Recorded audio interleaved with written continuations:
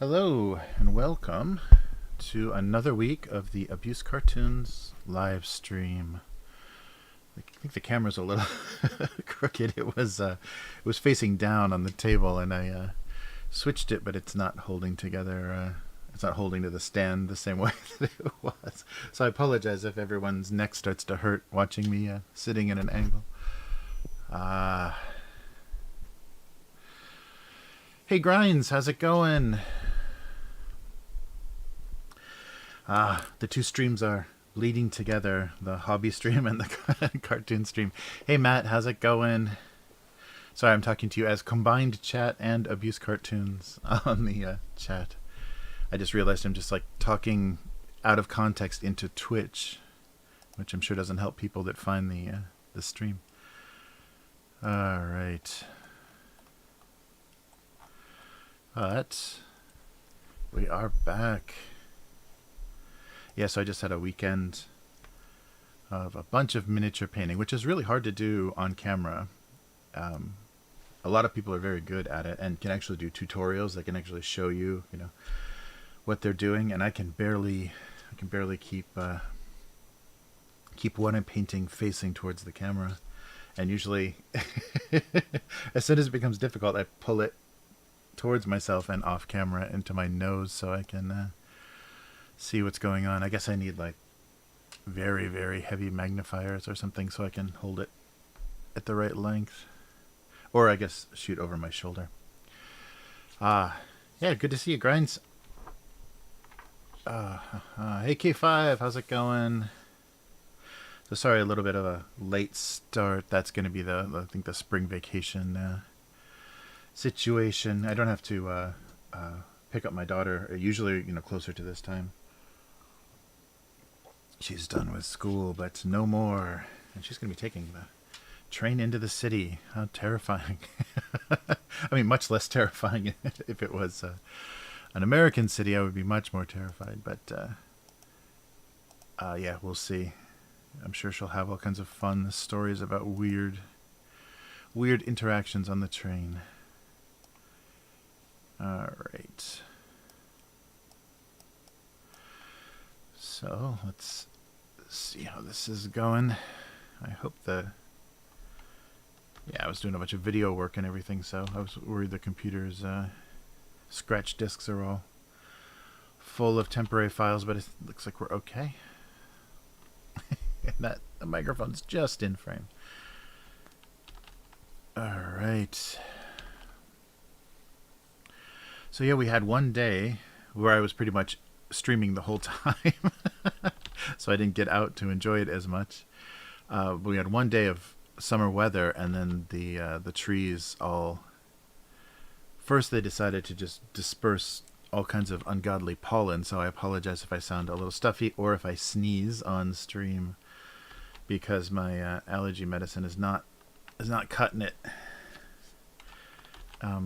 It's very heavy pollen this year, for whatever reason causes that, and that sudden burst of warmth, the trees started to bloom.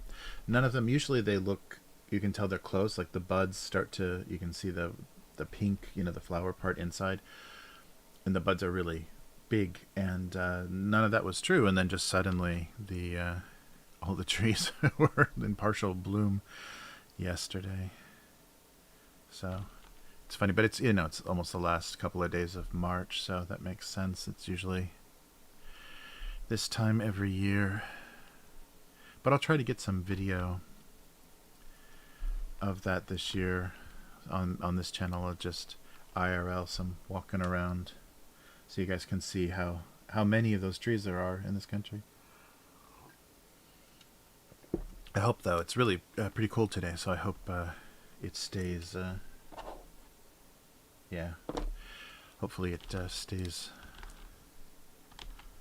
warmer. Although that will make things last a long time, actually. I guess I shouldn't complain. All right, where are we here? But, yeah, and I'm curious how many tourists are going to try to make it into the country during this if you can fake a relative or a business reason, I think you can get into the country now, starting this month. So we'll see how crowded the parks and temples and things are. Yeah, I was thinking about that. I was thinking about Discord. That would be a good idea. Yeah, I have one for the hobby channel, but that's not. Mostly been using that just for audio for remote play, for RPGs. But I need to get set up on that. Yeah, that'd be good because then things could be more active, and I could post a schedule. That'd be a good place to do updates and posting of what the schedule was looking like, because things may, starting in April, things might get thrown off again. I don't know what this is. Oh, there we go. My nose is already. This is going to be bad. The sniffling, watery eye stream.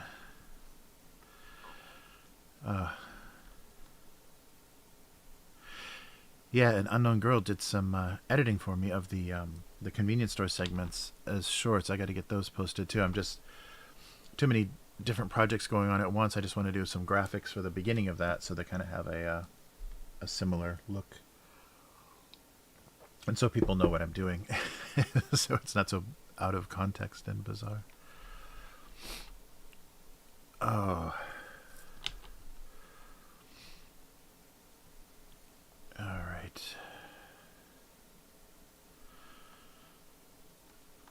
But yeah, I'm just trying some weird shapes here.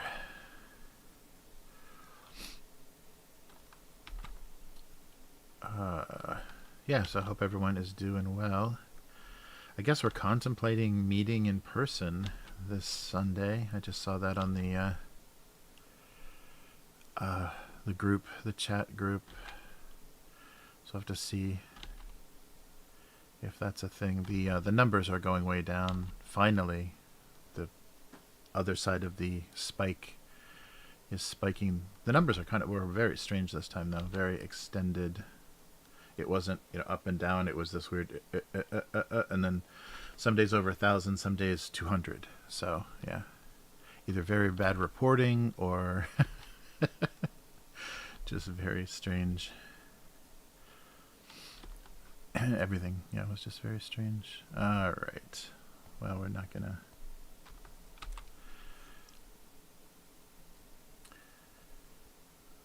Yeah, but finally, some of the prefectures are down to, 1 or 2 or nothing. So back to our normal.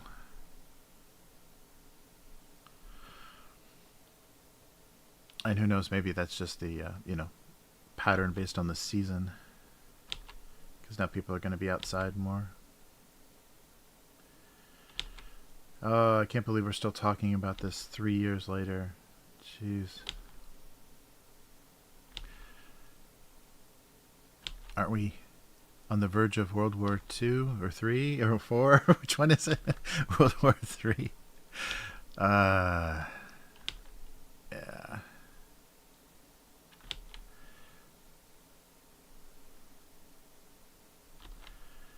Okay. Well, that's a weird looking something. But yeah, it's good. Finally, a little bit of a change of weather and everything. Yeah, everything's going to be changing very soon.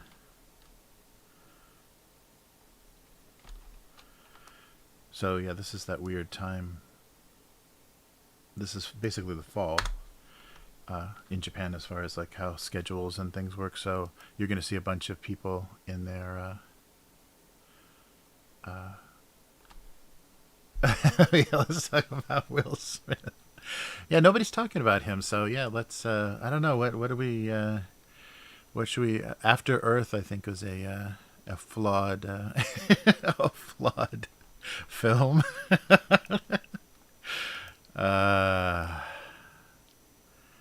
Yeah, I don't even know. I like the both sides of it. It's just entertaining to hear both sides. That it's totally staged to help the ratings, totally staged to help the ratings of the Oscars, and then it's also, signs of his, mental breakdown and inability to handle an open marriage.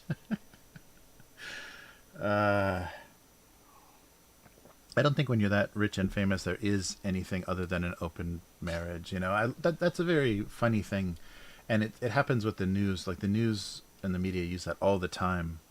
Is take these, like war or celebrities or pandemic or whatever. These things that we can't really parse very well. We can't really understand the scale of things and what's going on, and what that's actually like, and they put it in terms that we can understand in our, like, every, work a day, every day kind of small scale life.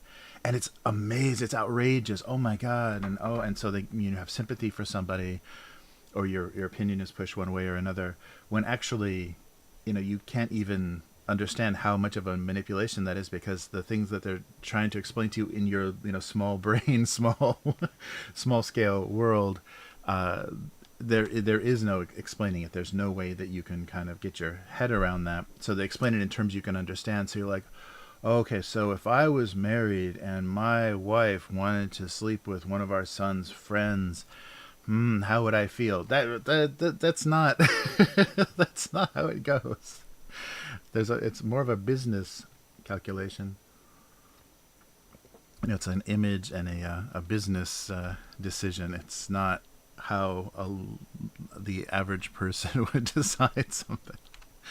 So it's very funny when people talk about, and that's what I enjoy about conspiracy theories too. Is they're trying to, desperately grasp on what could explain this. Like how does this make sense to me? And so coming up with the most outrageous way to explain some certain event or circumstance. It's just because of our lack of connection to it, our lack of information, and fear, feeling powerless and full of fear creates a lot of that, those weird theories. Yeah, and it's, well, and the thing is, on a certain, like, depending on how you're gonna look at it and how you're gonna consider it, it is fake because it was on a stage at an award ceremony. So it's fake. By a lot of definitions, that was fake. It was a fake chivalrous move by, Will Smith. It was probably fake anger based on his roid rage or, whatever medication he's on or whatever. And also based on, you don't know what's going on in that marriage, and she probably gave him a look that he's like, just like your girlfriend getting you into a fight at a bar, like picking a fight with somebody that you had nothing going on with. And yeah, you gotta love those girlfriends, the ones that get drunk and mean and then want to get you involved in everything. I don't know. I mean, but it was just really really bizarre. And the fact that organizations are so gutless now because they couldn't, okay, we don't want LAPD here, we don't want a shot of Will Smith being led out, we don't want any sort of, there's so many dangerously bad optics that we can't do anything about this, so just leave it alone and let him get his award, and then let him cry in a speech that doesn't make any sense. Yeah. And the weird way that so many celebrities like talk about things, they're called upon and their role and everything. I mean, it's funny how Hollywood has deified these people that just came from nothing mostly, unless they're those, unless they're the second generation or they were kind of born into it, people that came from nothing and then had all this amazing attention and, money and fame bestowed on them, and then they're like, it was, God has spoken to me, God says this. Like, whoa, wait, what? You sure about that? Yeah, so that's it's pretty amazing. But yeah, it gives people something to go on about. But I can't believe how kind of gutless and toothless these organizations have to be now.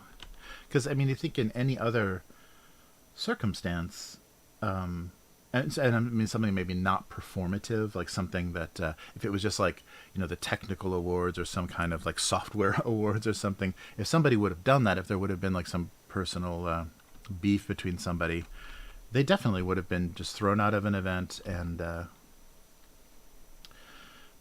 disqualified for whatever award. And but because this is like performance is a big part of this. Like, well, he just had to stand up for his wife. I don't know. I don't want to talk about this. It's so uninteresting. Oh yeah, and definitely, yeah, and I mean, okay, so I guess though, if Chris Rock is unwilling, or his people, his representation, are unwilling to press charges, then that's the end of it. You can't. Just like domestic violence and all that great stuff. If there's nobody to, well, no, I guess that's where they changed it. If nobody's willing to press charges, but that's the good thing in a lot of states with domestic violence laws is they have to arrest somebody. They have to separate the parties because very often, no one wants to do anything. Oh no, it's okay, we're fine. Is the answer when the police show up. But yeah, so that's very frustrating, and I wonder what that's going to mean for because winning a Best Actor Oscar means now they're putting that on all the posters and all the there's no more videotape boxes and DVD covers, Blu-ray covers. That's going to be a credit now for Will Smith. But does anybody want to work with Will Smith if they're worried that they are going to get slapped? And now's the time. Now we're going to see. So this is the fun thing about like all these people that have these layers of protection and so many people that are depending on them for their livelihood. So his representation and all the studios and everything that have projects in the works that are relying on him to make them money. Now we're going to see how much of that there is, like how much money is on the line, how valuable he is to the system, because sometimes people just get offered up, when they're like, I think we're kind of done with him. He got his Oscar, he can go away now. So if there isn't, like if there is this, consensus that, we're done, we're not going to protect him, then we're going to see all of the, the production assistants and everybody come out of the woodwork and say, Will Smith was violent with me. He slapped me. He yelled at me. So then they'll let all of that start flowing. So that'll be a, kind of sign of how the machine is working. But I still think he's got a lot of good years in him as an actor, and it seems like if somebody can pick better roles for him, if he's not allowed to pick his own roles, like what was the one where he had the digital twin that was younger, something man, Gemini Man, I think that's the twins, right? Yeah, that was so bad. That was really, really bad. And especially the creepy CG or the de-aged Will Smith at the end. Like at the end they reconciled and they're sending young Will... I'm sorry, this is spoilers, but don't watch the movie. It's garbage. Sending the clone or whatever it is to... it's not time travel, so I think it's a clone story. Sending the clone to school, and it's horrible. It looks really, really bad. They could have spent a little bit more money to or just they did something. It was just like too uncanny valley, and they've got old Will Smith and young Will Smith like walking along together. Oof, it's bad. I wonder how much of Fresh Prince they fed into the software to get it to look right. I don't know, it's nutty. But most of these people, like, we enjoy, they have charisma, they have like presence, they have screen presence, and that's why we watch them. That's why we, have those parasocial relationships with them and enjoy, go see a movie because they're in it. but knowing who they really are is, yeah. Anytime we get glimpses of their real motivations and their real behavior, which I can't say that's what we actually saw. I don't know. Yeah, because really, with all of the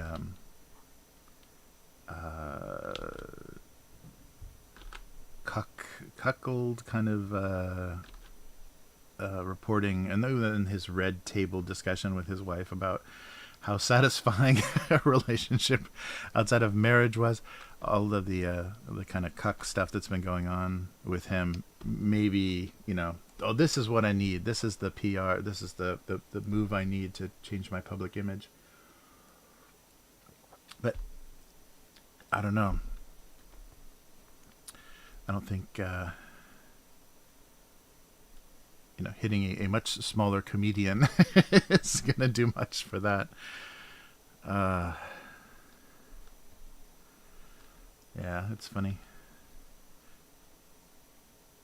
But both of them, I'm totally blanking on Chris Rock. Chris Rock is definitely kind of fallen off.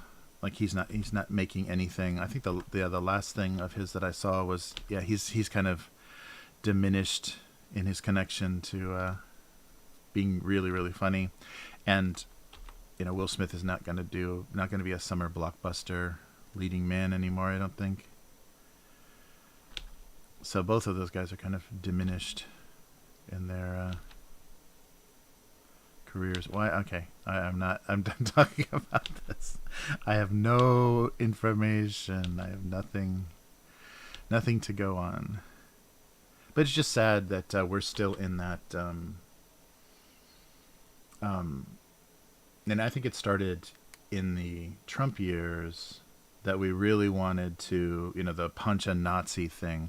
So we really, that's the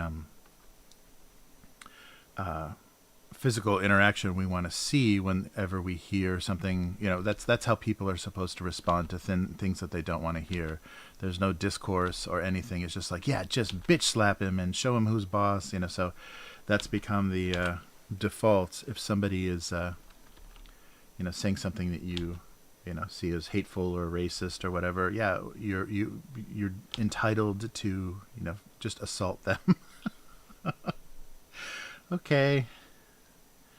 So that's people are, and I wonder if it's kind of online video and things that have made it necessary for people to see that. But that discourse started, people, instead of throwing pies or even shoes, like has happened in other situations, yeah, you just gotta sucker punch somebody from out of frame. So we still have that, because so many people were like applauding. Oh, good job, you. That's the appropriate response to stand up for your woman. Yeah. But I don't like that. That's the, and especially that's also what women are demanding in situations. So that's going to get a lot of people in a lot of really dangerous situations if they think starting a physical altercation with somebody is the way to unless you are outnumbering them and you're at a huge advantage, that's a really bad idea. But if the camera's on, you gotta do what you gotta do. For the clout, you gotta get that clout. Yeah, somebody was saying that that's the trick. Like the thing you have to be able to do now in your kind of public image and everything is be a hero and a victim at the same time. That's like how everything has to be twisted. So you see people doing that. You see people talking about their, disability or something that's puts them at a disadvantage, but also the heroic measures that they have taken to combat that. So that's a real that's the combo that everyone's looking for. And when people are just when you read a tweet, you see both of those kind of things in there. How you are a victim of a horrible situation, but you're also a hero. Those two things have to be together.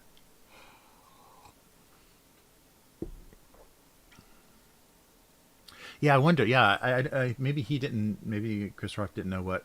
Because I was expecting when he walked up and he confronted him, I expected that kind of bully thing where he's going to like put his arm around him and lean into the mic and like kind of force him to apologize, or do some like kind of stupid high school bully thing where you're like physically going to dominate somebody and then just make him look stupid and weak. But that bitch slap thing, that was, and I wonder if that was his thought the whole time he was walking up there, or if he's just like, because Chris Rock is going to be much quicker mentally, and he can probably make Will look pretty stupid, if he's just going to try to get him to, verbally apologize or do whatever. So I wonder if he switched gears and was just like, yeah, I'm just going to slap him. And, but you got to admire how professional Chris Rock was, because that whole thing would have just erupted into a melee if the two of them had started going at it, because you would have had security and you probably would have had, heroism from the audience. Somebody that had just got off an action movie was going to have to jump in. But you could have had like a bench clearing brawl that would have been so pathetic, so humiliating for that whole event. So yeah, I think that was amazingly professional of Chris Rock to just like take it and then just try to like recover. He definitely was recovering, just wow, just recovering, and then saying, that the greatest night of television or whatever his line was, just with humor, trying to recover his composure. But yeah, and I can't even imagine what it's like to be either party in something like that, and then just know how the whole world is just going to have at you. You're going to be like, judged even more than you are for your acting or, comedy or whatever. Just this whole like, he was this and he did this and he was not this. And there's a can of open something. Yeah. But I was very impressed how well he handled that, because, and he, wasn't even staggered. He just basically, like one of those inflatable clowns that you punch. He just down in front, back. He just came right back up. Yeah. I don't know. I'll have two cans confronting each other.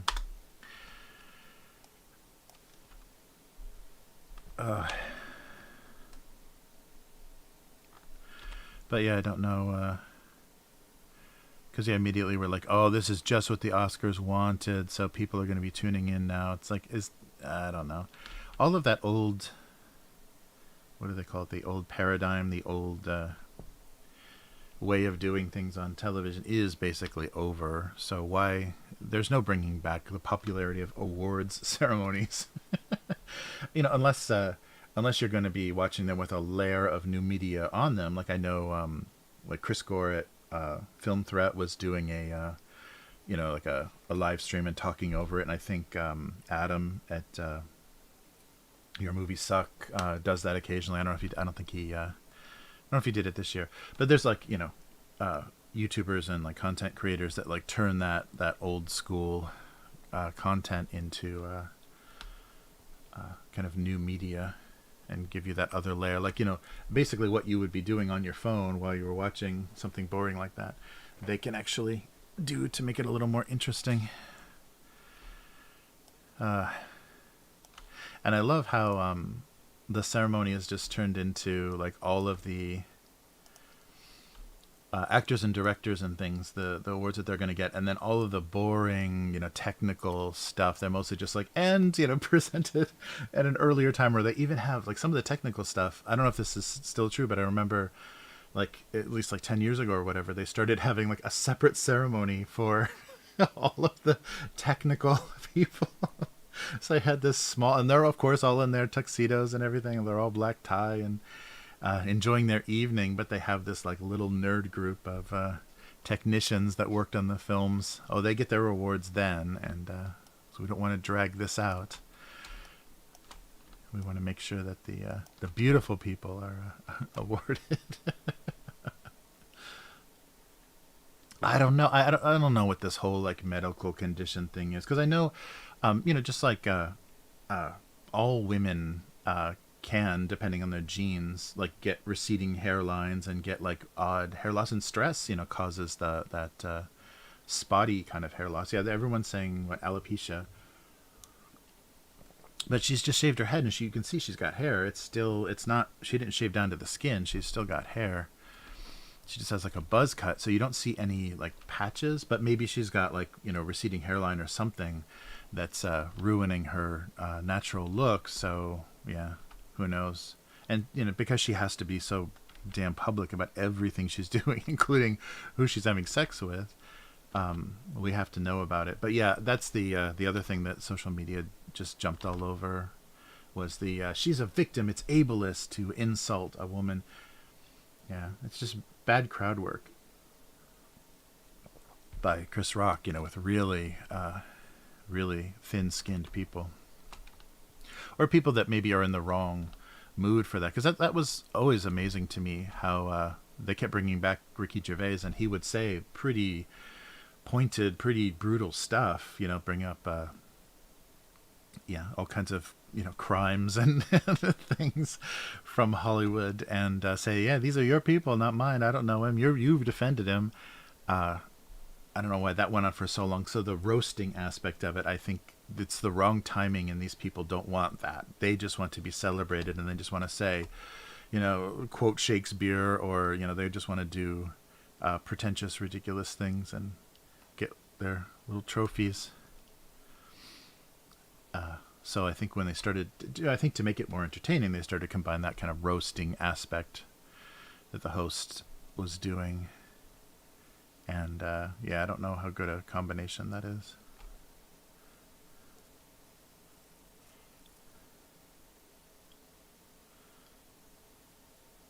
Yeah, right. Oh, yeah.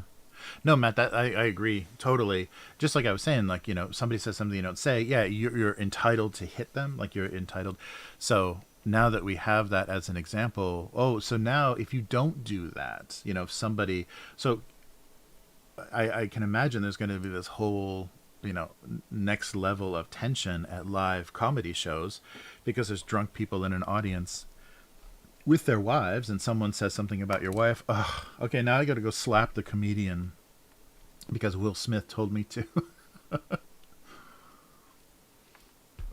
Yeah, it was very strange, and to react that strongly, and especially, I mean, we don't know exactly, and there wasn't great. There was like camera, the cutting was kind of back and forth, but initially laughing, then getting a look from the wife and saying, okay, now I got to do something about this. It's like, yeah, he was willing to take it, I think, until he was told he wasn't allowed to. You gonna let him say that? And it would have been, if there wasn't all the yelling afterwards too, it would have been better if they just could have played it off as a bit, and have people wondering, was that actually planned? Because I think that would be a much nicer thing for people to be thinking then, oh, okay, so I got to hit everybody that opens their mouth in any way that I don't like. I think it's just going to make it much harder for people on a stage to say something funny. So now you just got to, agree and acknowledge everyone's politics in your comedy, and that's all you can do. I'll sit down now.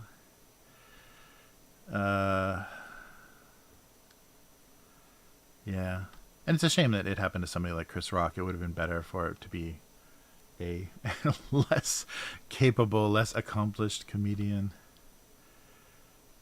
But it just sucks because, he's, especially, I mean, if you look at that what was that thing called that HBO did where it was Louis C.K., Jerry Seinfeld, Chris Rock, and British Office guy? God damn. Names.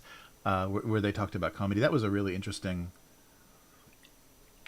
kind of going into all of their different styles and stuff. I mean, but that put him in kind of a Mount Rushmore, kind of he's part of the pantheon of people at the time, maybe not so much anymore, but at the time were acknowledged as the best that were doing it right then. I mean, Ricky Gervais. Plus or minus Ricky Gervais, because I mean his stand up is okay. His writing and TV performance is good, but he's also, I noticed I was watching some old Rick Mayall interviews and things, and his character Rick from the Young Ones. A lot of the timing and the things that Ricky Gervais is doing is a little bit watered down version of his style, and especially because they made it the documentary style to allow him to address the camera. So that happened a lot. That was the Rick character in Young Ones was very much like that. I mean, he was an angry student, but still he was like completely foolish. Like he was a buffoon because his his weird belief system made him ridiculous. And but similar in the way, the racism and looking at the camera thing that or racist, and then look at the camera, that kind of stuff. That's very similar. So his style was not that original. It really did come from kind of the 80s, some of the 80s TV and stage comedy that was going on in England. And maybe that's why a lot of the older comedians, I haven't seen any older comedian with anything nice to say about Ricky Gervais. I don't think because his success was pretty fast, I don't think they feel he paid his dues in comedy. Oh, I have not seen this yet. Yeah, Rick Mayall is. Oh, I love the old Young Ones. That's good stuff. Yeah, and there's a lot of the Danger Boys or Danger Brothers, Danger Boys. That first thing that he did with the actor who played Vivian, and then that older stuff that they did when they were older men. That thing they did as older men. But yeah, so good. I wish he would have gotten a chance to break into more of the American market, American audience, because it was just so. Young Ones played on MTV or maybe even MTV2, but that's about it. They didn't get very mainstream. I think because it was so British. It was a lot of talking about TV licenses, and the university system is very different too. So there wasn't a lot, but I love that. Yeah, love that. Yeah, Adrian. Yeah, that's right. Good stuff. Yeah, we are so damn Matt. We are so the same generation. That's brutal. That's so brutal. Yeah, I can't believe. The actor that played Adrian was in one of the Star Wars. He was an Imperial office or Imperial, some sort of Imperial in like Last Jedi or something. Yeah, barely recognizable, but yeah. That's crazy. Yeah, good stuff. Yeah, if you haven't, check out some Young Ones comedy. It's like kind of an or what they were, definitely inspired by is the kind of nonsense, non sequitur tone, less intellectual, but more non sequitur tone of Monty Python. So they would have puppets. They would cut to the rats in the walls or whatever. For little scenes, and then they would they would literally on the set of their share house, they would just pan over, and then like the Ace of Spades would be playing, like you would have a musical guest just like suddenly in the middle of a situation. Yeah, good stuff. Yeah, I always all that old BBC stuff though. When I was younger, that always shocked me when they would go from video to film. I guess that was like because only Sesame Street did that. Like previously, the only thing that I'd ever saw do that, go from like set, video on a set to 16 millimeter outside, was British, Monty Python and young ones. That was always very like distracting. I don't know why. Yeah, good stuff. And Neil cooking the lentils, soaking the lentils. Oh man, yeah, that's really and just like all British stuff though. It's so short. I think only 2 seasons. So little of it. I guess it's the American philosophy. It's like it's not very good, but there's a lot of it to watch. So if you don't, if you kind of enjoy it, there's plenty to be had. But yeah, so many British shows are just so short. But yeah, check out Young Ones on. I think there's probably plenty of clips on YouTube. Oh, yeah, Punk Python. Yeah, perfect. Yeah, definitely. Yeah, that aesthetic was all, it was all there, especially because it was students and it was everything was so crusty and disgusting. Oh man. Yeah, and it has like some over the top violence and stuff, some like Three Stooges scale violence, like driving nails into your head. And yeah, and Vivian had some great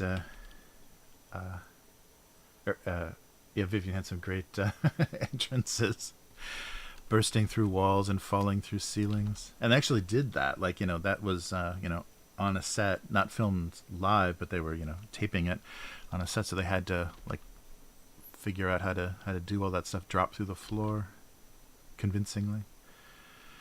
Good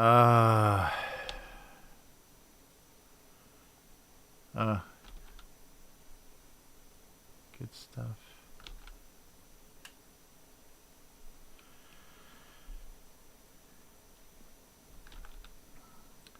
Yeah, it's funny. I always, after seeing, Young Ones and Monty Python, like the little bit of British comedy that we got in the U.S., I'm like, oh, British comedy is amazing. It's so good. And then when you take a look at the mainstream British comedy, you're like, oh, wait, it was just those two. It was just those particular examples. But I think it's the same with anime and all the sorts of things, the things that actually make it through all of the gatekeepers of getting released and localized in a foreign country. You realize that there's some thought that went into it, and they kind of, oh, I drew this on the background. They're kind of carefully choosing.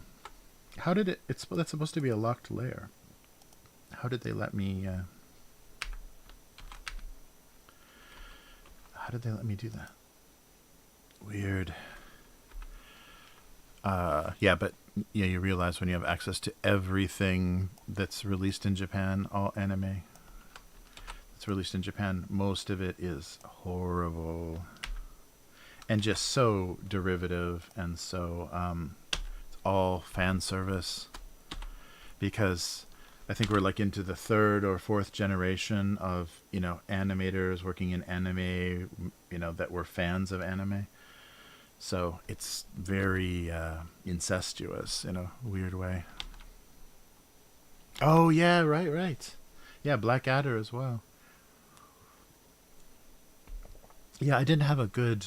I forget. I think like PBS or something. I think PBS showed Blackadder. I didn't ever get to see much Blackadder, but I had friends that were big fans, and so we would occasionally I would watch some episodes, and I got really confused by the time period. Like I think each season was like set in a different period, an historical period. So I got a little confused. I was like, wait, I thought wasn't this like medieval? What's going on? But yeah, another good British comedy show. Right. Yeah, I tried to get into was it Red Dwarf? There was something that came on my radar for some reason. I was looking up episodes on YouTube, and it was okay. It was yeah, it wasn't amazing, but it was interesting. It was sci-fi, so that was enjoyable. But the weird BBC budget and stuff makes it, I don't know. You got to do something to kind of counteract that. But yeah, I was having trouble being, because I didn't grow up with it, so I didn't have any nostalgia or anything. Yeah, it's funny.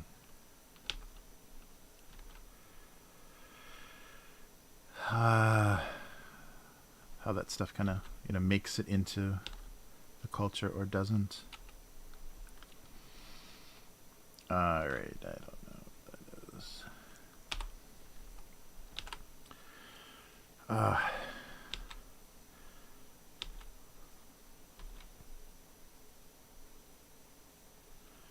Yeah, good stuff. Yeah, I would never want to compare my DVD or comic book or anything collection with Matt, because I think it's just going to be a duplicate. I think our tastes are too similar. That's funny. Oh, I saw someone, speaking of media that we were talking about, I recommended that Black Crab on Netflix to Matt, and then I saw somebody posted on the Twilight 2000 group. They posted a link to that and said, "Yeah, here's inspiration for Twilight 2000." Yeah, that's all I could think of. It was really funny because, I guess, because it was so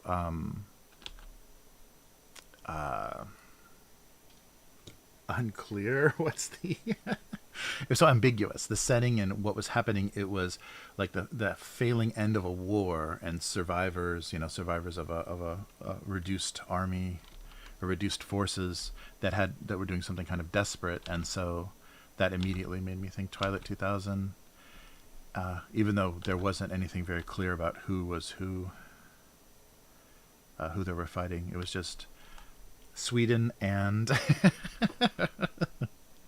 somebody. Yeah. Oh, A&E. Oh, that's right. That's right. Yeah, yeah. I remember that.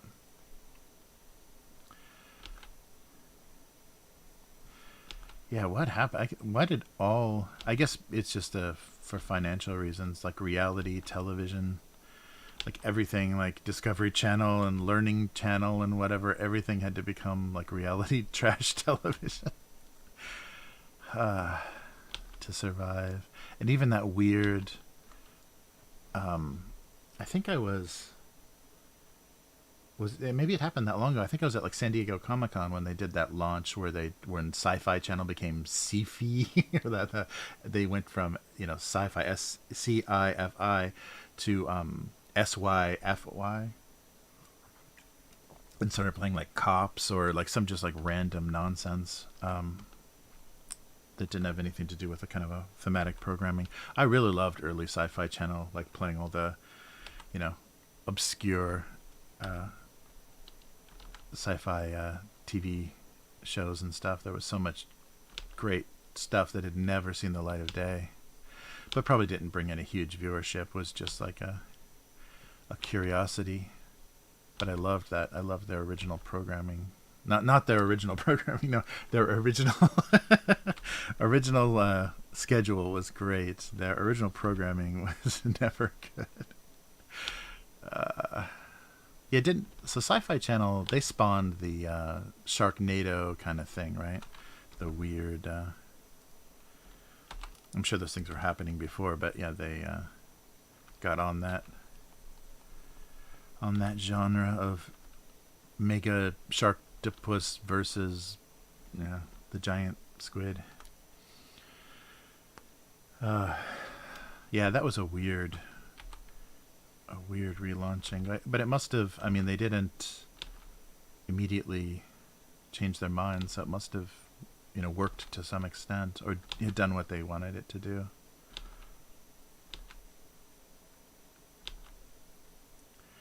Yeah, that was a shame too. The other big change in television that I really hated was when infomercials, and that was probably like the basic cable when basic cable became so standard. But when infomercials took over,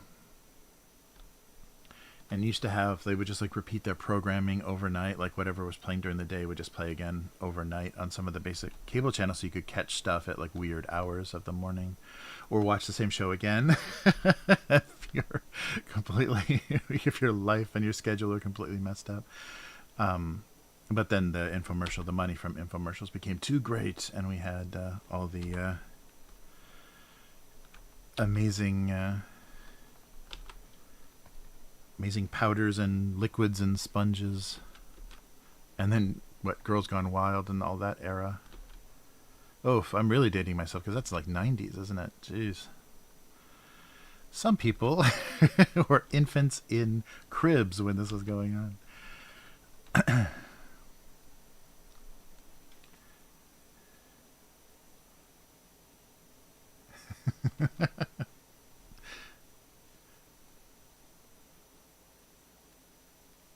Oh yeah, yeah.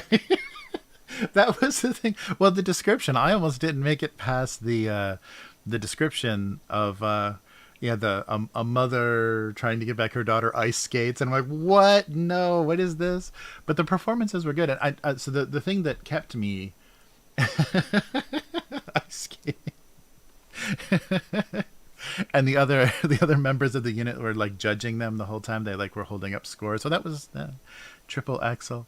Um, yeah, it was a little bit clumsy because yeah, the excuse at the mission briefing was the ice is too thick for icebreaker ships, but it's too thin for heavy vehicles. So we can't drive vehicles on the ice, but it's too thick. Is there really like there is enough room between those two thicknesses of ice?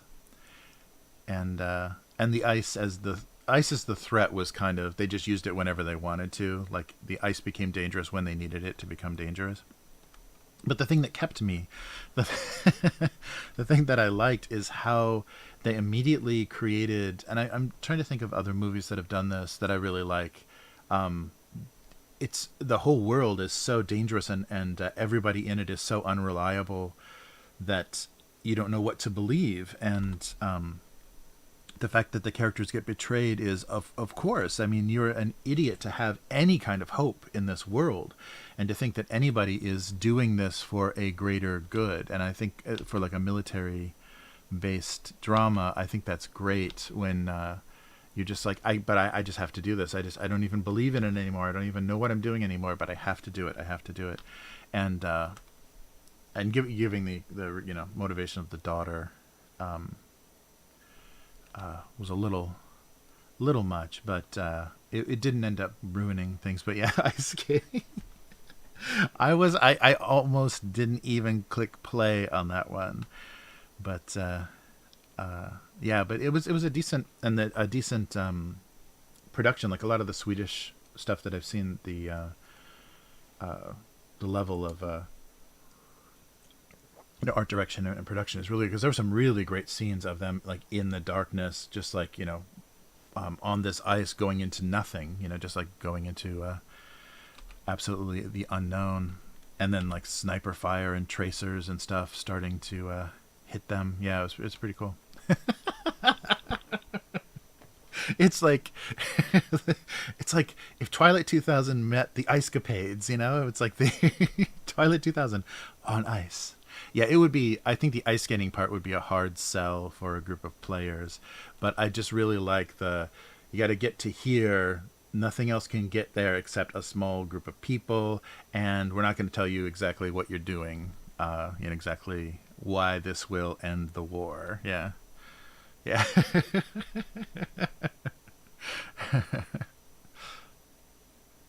Oh, yeah, yeah. Yeah, right. I think that I saw that too. Uh, yeah, it's very. It was funny how much I couldn't get that out of my head just because of the setting. But I really like how and you kind of touched on that in how you in some of the characters you wrote for the friend or foe, not really knowing like how good or useful or what these people are going to mean to your group if you encounter them, if it's going to be beneficial, or if they could sidetrack you. And yeah, I think that the movie just handled it really well. Like you were really suspicious, and they didn't do any of that cheesy, and maybe just because it wasn't produced in Hollywood, there was no, oh, of course he's he was an asshole the whole time, and of course he does this asshole thing. There were people with very honest motivations that you saw, just trying to do what they thought was right, and maybe you had some suspicion, or you didn't like them, or some of the characters, like some of the clash between the characters made you not trust them. But I think it worked really well, as opposed to that thing that Hollywood movies always do, where the shady guy that was making all the weird faces, of course, fucked everybody over. I think they did a really good job of avoiding that, and how once the players got in certain situations, and from the very beginning of the mission brief. Oh, yes, he does, and that makes you really fucking nervous. The guy that disappeared at the beginning comes back, and you're like, what the fuck, and they never explain it. They never tell you what that was all about at all. Yeah, that was good. Yeah, because the main character gets picked up by a uniformed officer. Yeah, I think it's like a lieutenant or a captain. At the beginning, he says, "Got to make a stop," and he disappears, and she makes her way to where she's going alone, and they never address it again. So you're just like, whoa, what? So that there's a lot that the story didn't touch on that's going on in this world. Like who knows what his real motivation was, if he was like trying to get something to some sick relatives, or if it was good motivation, or if it was dirty, he was like going to sell some equipment or something, or he was doing something, weird side gig to make money because he had protection of the military. Yeah, that is what makes you incredibly uneasy, and I think that happens pretty shortly after, because once the whole team is assigned, you meet an old friend, and then suddenly like, oh shit, so they start the mission, and already you're like, what the fuck is going on? So you expect the whole time that's, if this was a Hollywood movie, that would be the guy that, like, for his own selfish reasons or whatever, because you were always suspicious of him, fucks everything. And surprisingly, he doesn't. Yeah, it's interesting the way they handle that. I liked that. I mean, it's not a genius, it's not an amazing movie, but I was for some reason in the mood for it, and it didn't punish me for like wanting to see what happened next, like some movies do, because the image on Netflix was like her sprawled out on the ice, which is, as soon as the ice starts to crack, like everybody just drops to disperse their weight as much as possible, and it was her sprawled out on the ice. So I was just imagining like 30 minutes of like her crawling on ice. Like, I can't do that. I don't want to watch that. So there were so many like things that made me not want to watch, not want to watch the movie. But I'm glad I hung in there. It was it ended up, I mean, it still had its Hollywood-esque ending, but it was satisfying in the way that it didn't like do too much of the or didn't overwhelm you with all the cliche stuff. It's not amazing. I just was really in the mood for it, because the ending isn't like wow at all. The ending just had to be what it was. But the tension was good. I think they did a really good job of keeping you very, very tense and suspicious of everybody's motivation, and which I guess that's a fun in that setting. I don't think that's necessarily, they love that. They love kind of post-apocalyptic or like, zombie apocalypse or whatever, everyone turns against each other. I don't really think that that's the reality, but that makes good drama. I don't think that's what would happen in real life, but that makes good drama for little stories. Because I guess it was kind of like a road trip, a frozen river type road trip. Yes, yeah, that's oh, who told me that her name? Yeah, Naomi Rapace. Yeah. She's from Prometheus, and she's the original, the Swedish girl with the dragon tattoo. The American, was that her sister? The actress that played in the David Fincher version. I think they were related. But yeah, she's the original Swedish girl with the dragon tattoo, and she was just in something else. Yeah, but Prometheus. Yeah, she had a very funky hairstyle in Black Crab too, kind of a spiral perm, kind of, yeah, weird color, like not like a very fake redhead spiral perm kind of hairstyle, but made her look very mom-like. You believe she was just a mom. All right.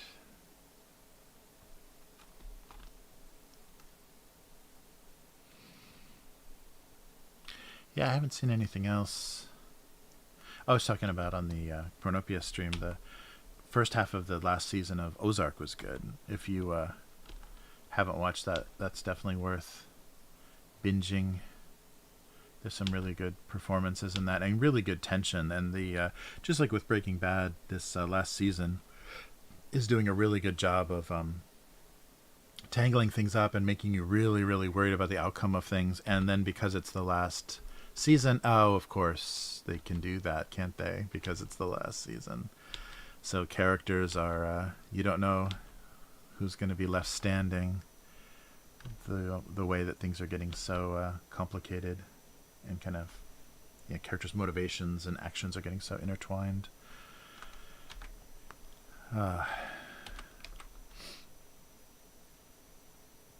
So yeah, I don't know what they're gonna.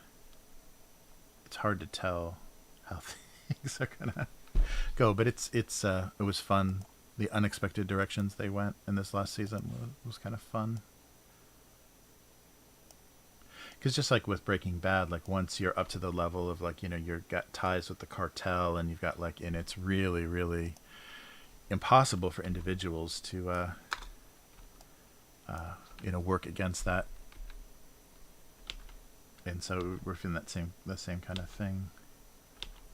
And now the feds are involved in this. Well, I guess they've been involved for a while, but they're really involved this last season. But if you don't like, what's her face, the wife? She's a hard one to watch. I mean, you just have to enjoy her kind of character motivations and stuff, because she's rough. Oh, I saw that Archive 81 got canceled. That is, what the hell is wrong with Netflix? I was amazed when I saw that. Hopefully, Amazon or somebody will pick them up and just give that company, the creative part of that show a chance to finish that. Yeah, that really sucks. Yeah, I saw that in the kind of streaming news that they canceled after one season. And it's just that weird situation, because they're subscriber based. All they need to do is get enough word of mouth on one season of a show, get some subscribers, and then like, okay, you're not going to do anything else for us, so we're done. Yeah, and I don't know how they make those decisions, because the things that they renew, like the Lily Collins in Paris show, who the hell is watching that? And it's like on its 5th season or something, like all streaming. Yeah, it's crazy. Yeah, I was so glad that the Expanse was rescued, and actually, they gave it it still had a decent production budget and everything, so they had to kind of cram some stuff and make some maybe choices different than they would have. But I was so happy that they got to a stopping point. They didn't finish all the books, but they got to a good stopping point in that story. I'm still casting on that show is still not. I mean, I read the books before the show, so of course I had my own in head images of what everybody looked like, and Holden is like too small and young for me for some reason, and I'm just go on, but I don't think everyone is just not quite right. But it works. They're good actors and they had good chemistry, so that they could tell the story. Nice.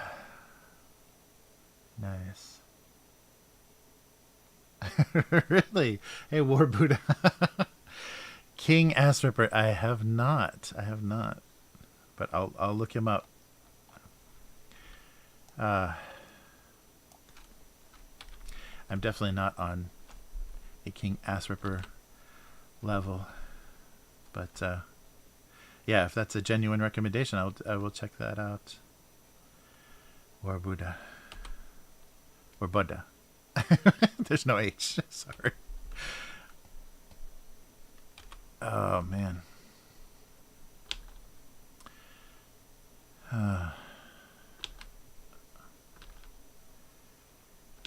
Alright. I gotta stop drawing cans. Yeah, and I forget when it starts, but yeah, the last season of Better Call Saul is gonna start too. Speaking of Breaking Bad.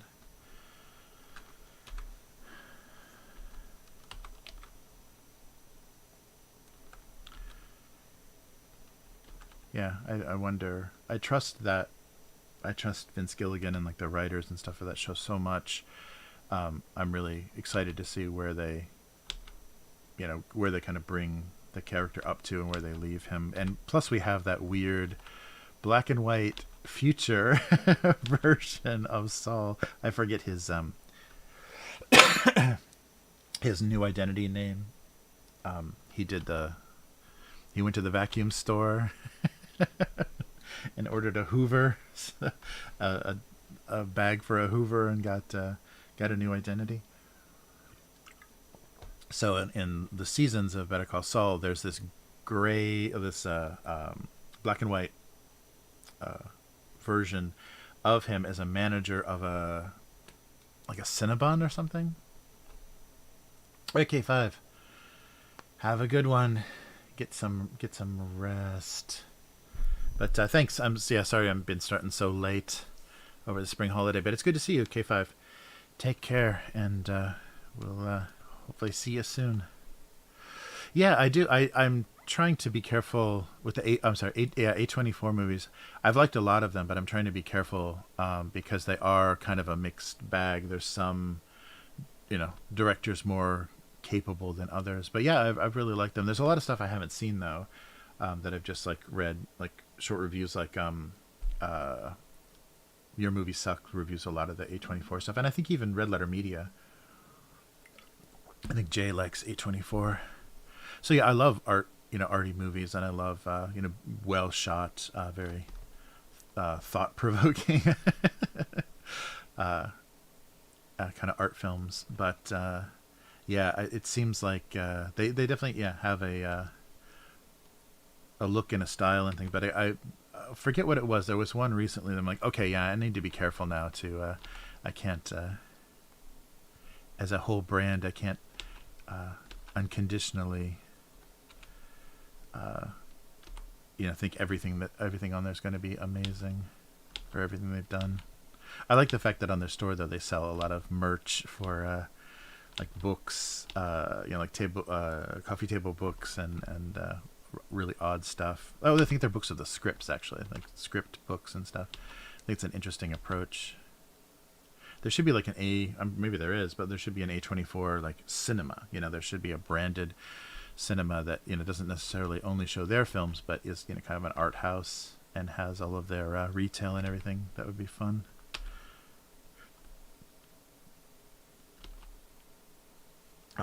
Oh yeah, I still got to see Green Knight. I don't have a good. Where Buddha is speaking truth. There is no fart without art.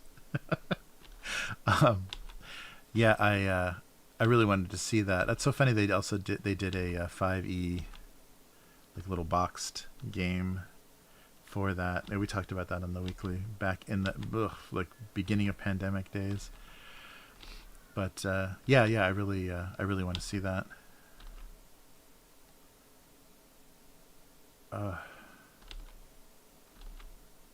Yeah, they don't have a stream. They're not a streaming thing, right? They're just like a production, like a studio label. That would be nice if they were like a Criterion where you could see their stuff digitally as well. Yeah, I don't have a. I guess their stuff shows up on Amazon. I'm trying to think of the last thing I saw that was A24. I was watching a lot of movies for a while for the cartoon stream.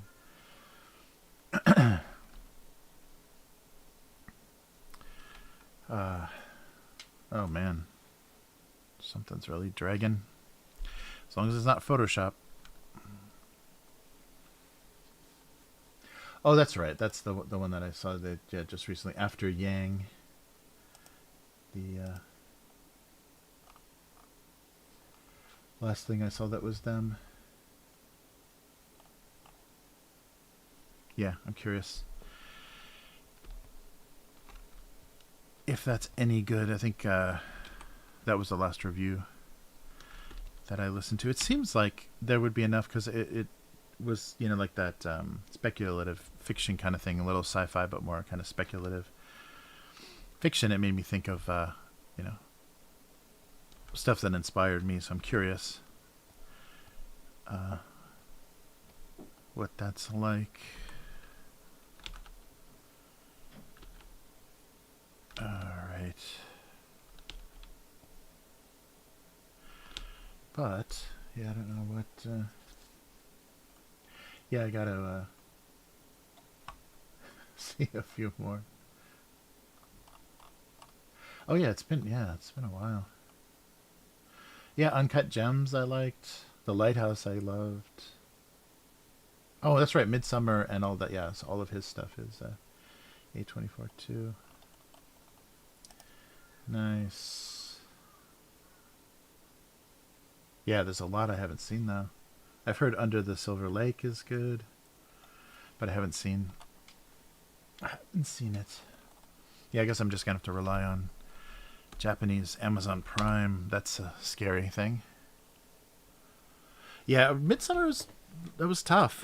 That was a tough movie. I liked Hereditary a lot more, as far as like that same kind of. Well, I mean, I guess that was much more like directly satanic, Hereditary.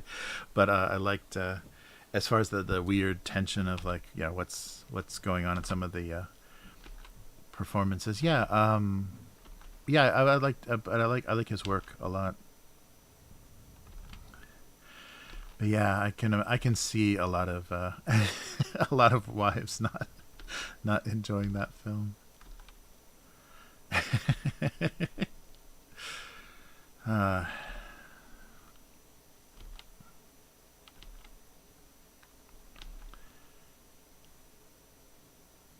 Yeah, I was worried before I had seen it. I was super worried because of kind of the drug aspect of it, like how they were going to how the director was going to kind of show the altered state of the characters or whatever. And that's something I always, because I just have sat through too many terrible, you know, 60s and 70s films trying to show, you know, what it's like to trip man and all that, like, you know, weird stuff they do to the visual. Oh, what am I?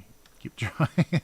All the stuff they do to the audio and the visuals to try to simulate, whatever. And yeah, that's very. Oh, I don't want to do that, do I? That's always very annoying. All right, so wait a minute here. I can't draw anything that complicated right now. Yeah, no, that's very true.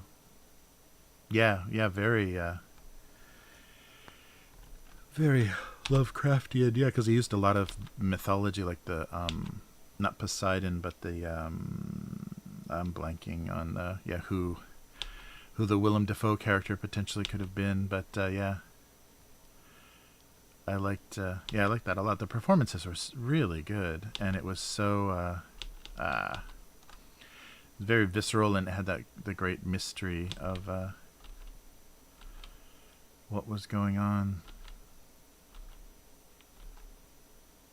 All right, yeah, that was one of the films I talked about when I was doing movies. I just ended up explaining plots of movies and stuff. I didn't have a really good idea about it. Yeah, but I talked about The Lighthouse, Mandy, Knives Out, and yeah, a bunch of that was the the few weeks. I think I did like a month of abuse cinema. That was fun. Yeah, that was a lot to prep though. When the other channel, when the hobby channel wasn't so much work, that was I don't know what that is. That was supposed to be a mushroom. Shoot. So I want to make a robot vacuum cleaner joke, but I don't think I can draw a dustbuster on a roller skate. That was my first thought. But I don't think I convincingly. Do they even still make dustbusters anymore?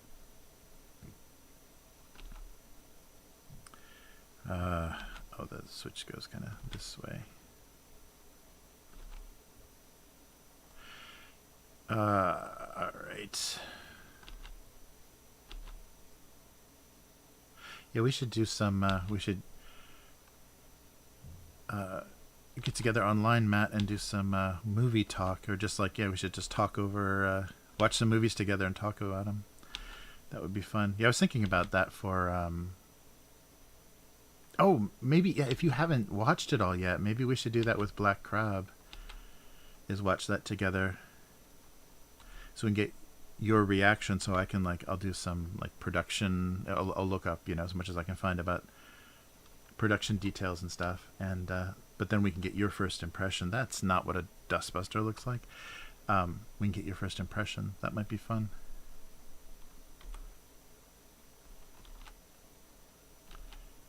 More like that.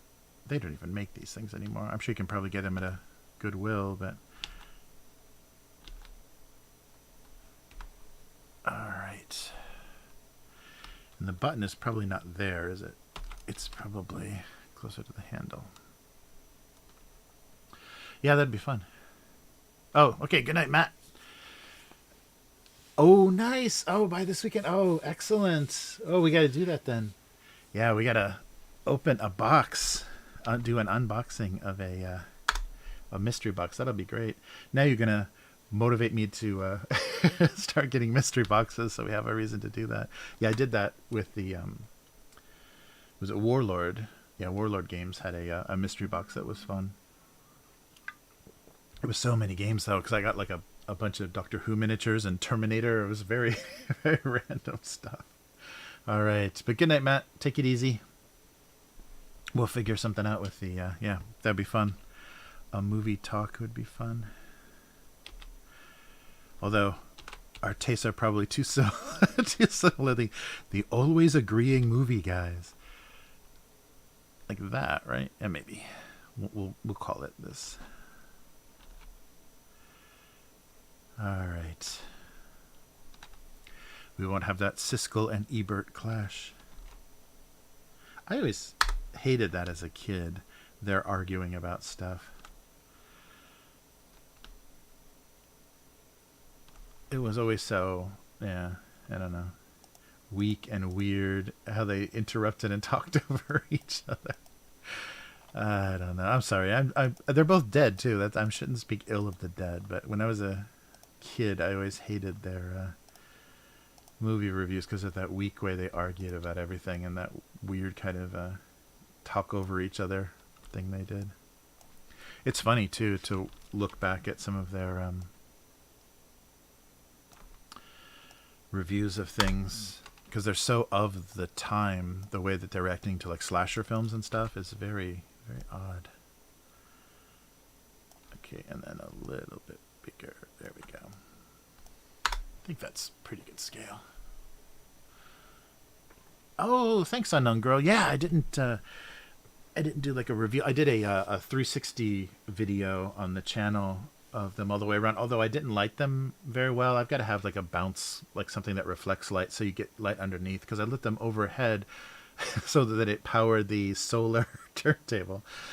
So I needed that heavy light overhead, but I also probably needed something from below, so it was too much shadow on the miniatures for those turnarounds. But they look kind of, moody or whatever on the on that background. But thanks. Yeah, that was fun. Yeah, I with the elves, I did real pale. I did pale. I think it was pale skin from the game paints, and it was a little pink. And I then made the mistake of using the Reichland Flesh Shade, which is it's kind of orange, but it's like a wind burnt. It gives the skin kind of it's a nice color for, like Northerners or whatever that have like wind burnt faces and stuff. It's a nice like warm flesh color, but the elves looked like they were the Miami elves. They looked terrible. So they were super bright, like tan elves, and so I went back and tried to lighten their skin with some very light colors, and it turned out okay. They still, you can tell they've got too much blood under their pale elven skin, and the elves in Chronopia are supposed to be, I think, very pale. So yeah, I didn't do well, but you can kind of fix your mistakes. So I went back in the highlights that I were doing are almost pure ivory on their like the bridge of their noses and stuff is very, very bright to just try to bring things up so they look more pale. I think that's going to do it. Oh, but thanks. Oh, thanks.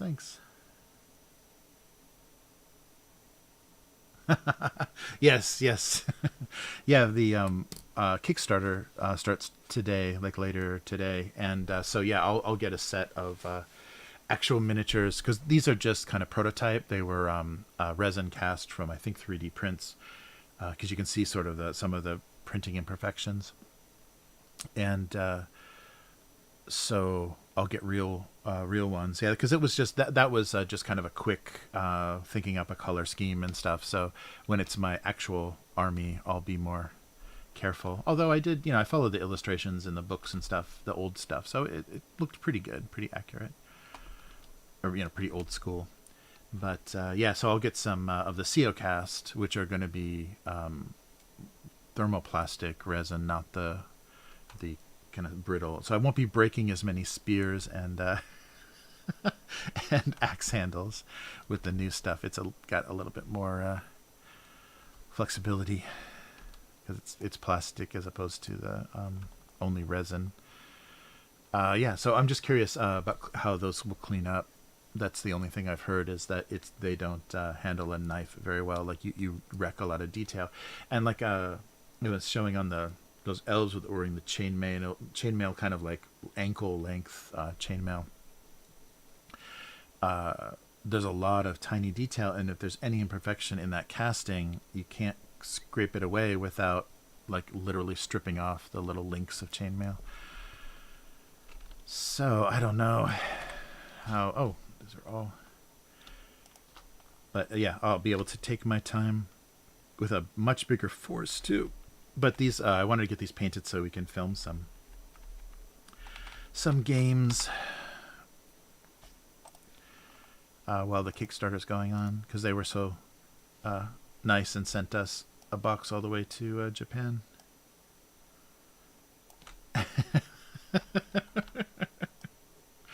All right, a pet food or canned stew face off. Something. All right. Okay, let's color these and see how it's going. Oh, thanks. Thanks, unknown girl. Yeah, I usually too. I get in little fits. You know, when I'm painting stuff, I get in little fits of creativity like that too, where I'll like just devote. I'll just do all these gray and then put labels on them. Devote a lot of time. Just because I can't stop thinking about, oh, I need to fix this, I need to fix this. So you're constantly going back to the miniatures. Yeah, and ended up doing a lot of like purple glazes and stuff over the elf armor to make it look a little different, a little otherworldly, a little more magical. So that was, yeah, I hadn't done that before. That looked fun. That was fun. Yeah, and it's just nice to have painted stuff on the table. It's so depressing when you see so many people online like doing videos of games and everything is just gray plastic. And like I said on that stream, I suspect a lot of people do that because they just want to, as soon as they get bored with the game, they just want to be able to sell it, and you'll probably get more money if it's not painted, unless it's painted very well. But you're gonna get more money for just only assembled. They'll hold value a little bit better. Unless somebody really likes your paint job.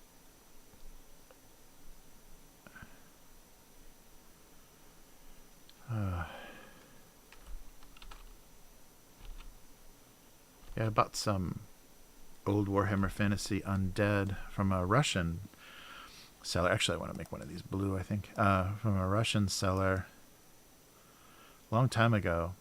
And he only painted one or two miniatures, like one or two skeletons, but they were so good. They were really, really good. I wish he had done more. But yeah, he did like this...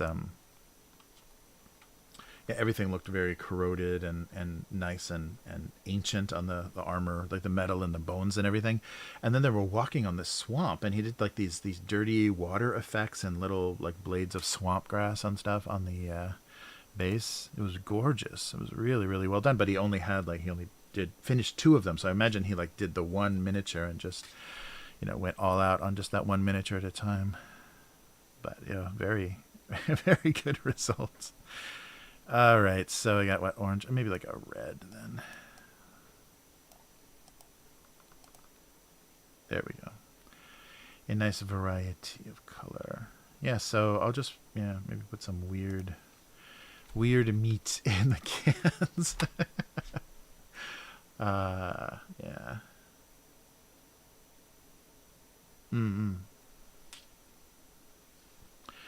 Yeah, that was that was my big motivation, is wanting to have a nice... Because I don't think anybody else that they sent kits to is going to get them painted before the Kickstarter's over. So I wanted to make sure they knew we appreciated all that expense of sending that out. And I guess I just got lucky because Martin, the guy that he's based in England, the only reason he sent it out is because he just had a few copies sitting on his desk. And when I got in touch with him, he was like, yeah, I got one here. I guess I could mail it to Japan. And luckily the mail from like Royal Mail or Royal Post from Japan to from England to Japan is a lot more reasonable than other places. So I just got super lucky. Yeah, because I don't think anybody from the US is sending us anything anytime soon. All right, let's put some other details on the labels. Yeah, all I've gotten companies to agree to is, yeah, we'll send you a PDF in your email. Enjoy. Oops. What's going on here? Oh, all layers. All right, there we go.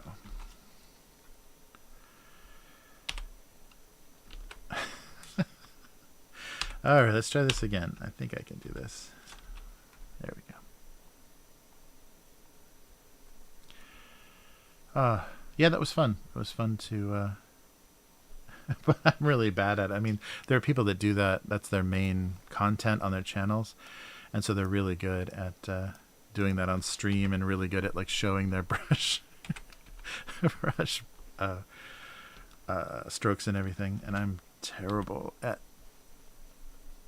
staying on camera. But it's fun to do. Let's do a little bit of this.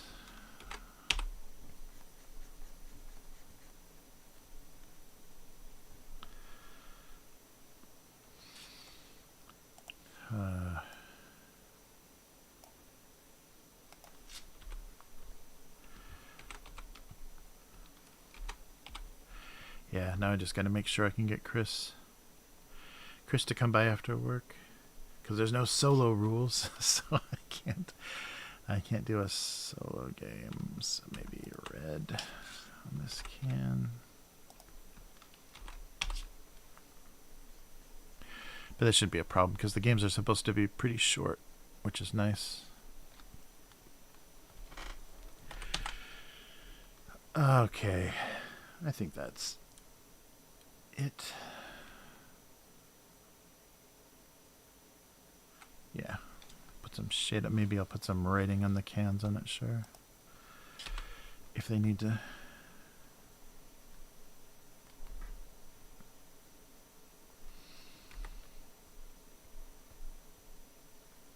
All right.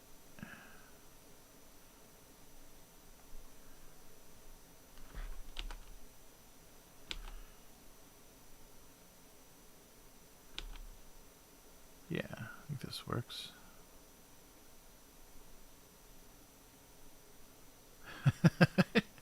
Mysterious cans of something.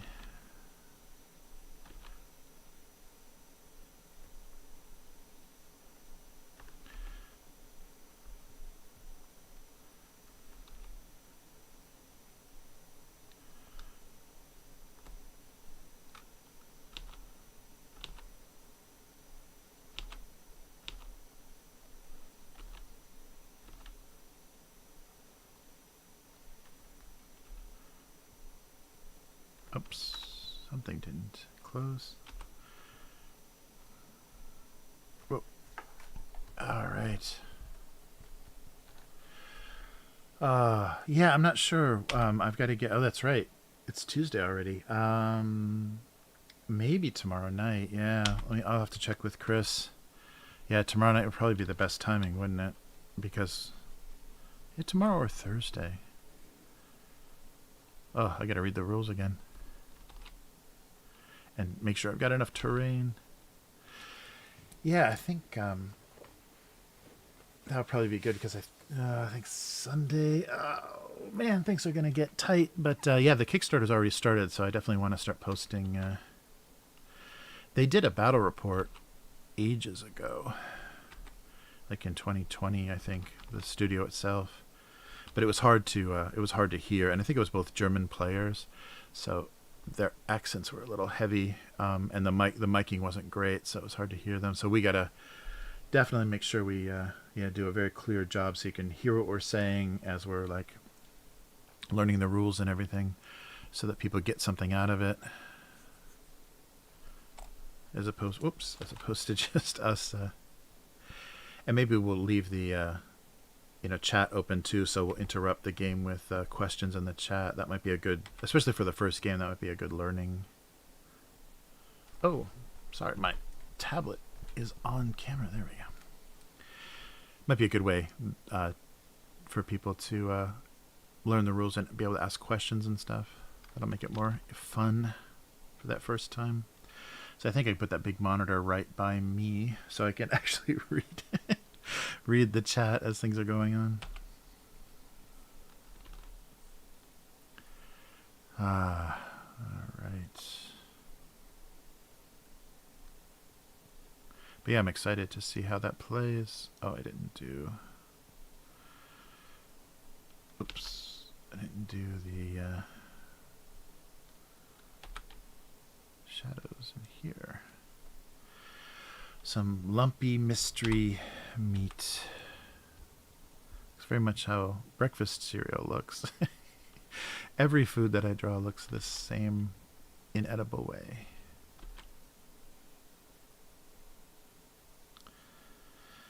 All right.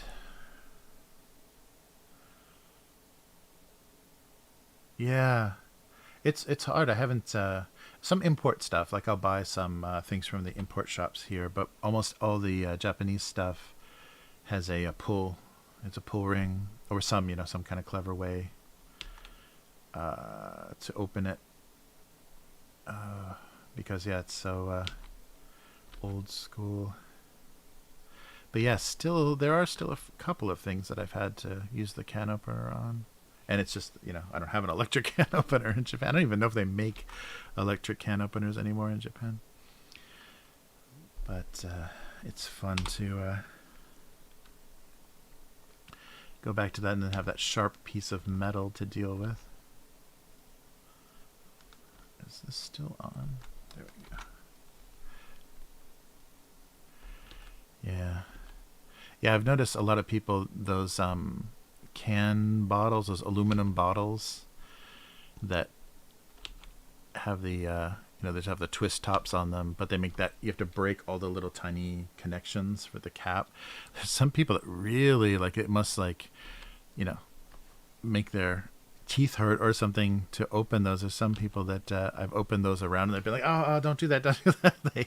They hate the sound of those aluminum bottle twist tops. It sounds horrible. Should the meat be... Yeah, sure. It can be a little glistening. Ew. What is it? Why is it glistening? There we go.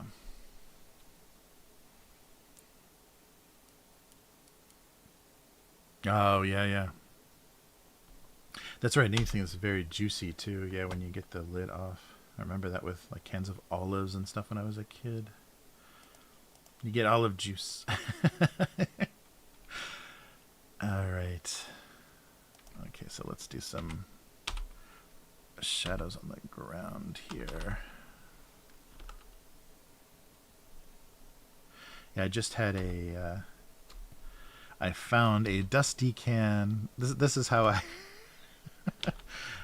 I stay connected to my homeland. I found a dusty can of Hormel chili. Terrible, like pork chili in kind of pork and beans. It's barely, you could barely call it chili. It didn't really have any spices in it. In a import shop, I'm like, oh, I haven't had this. I don't think I've ever had Hormel chili, but it was like one of those canned things. So that's what's maybe getting me in the canned meat mood. But it was surprisingly good. It was, just like sweet ketchup, and it was like the mildest, kind of most palatable for suburban tastes chili ever. But it was very nostalgic, and it's always beef stew and chili and stuff. When you open that stuff up, it just looks like dog food. That doesn't look like anything you'd ever be able to eat, because everything's all congealed and lumpy looking. Yeah, exactly. I think that opening those aluminum twist bottles is like nails on a chalkboard. Yeah, some people, it's funny. Some people's sensitivities. All right. And I wonder if some of that stuff is like bad associations. They got sick or something, drinking something, or it might just be the sound. Might just be that breaking kind of clicking sound is very weird. Oh, actually, they should maybe be looking at the... Guys, a little bit more. The blue one is just questioning his life. There we go. All right, pet food or canned meat?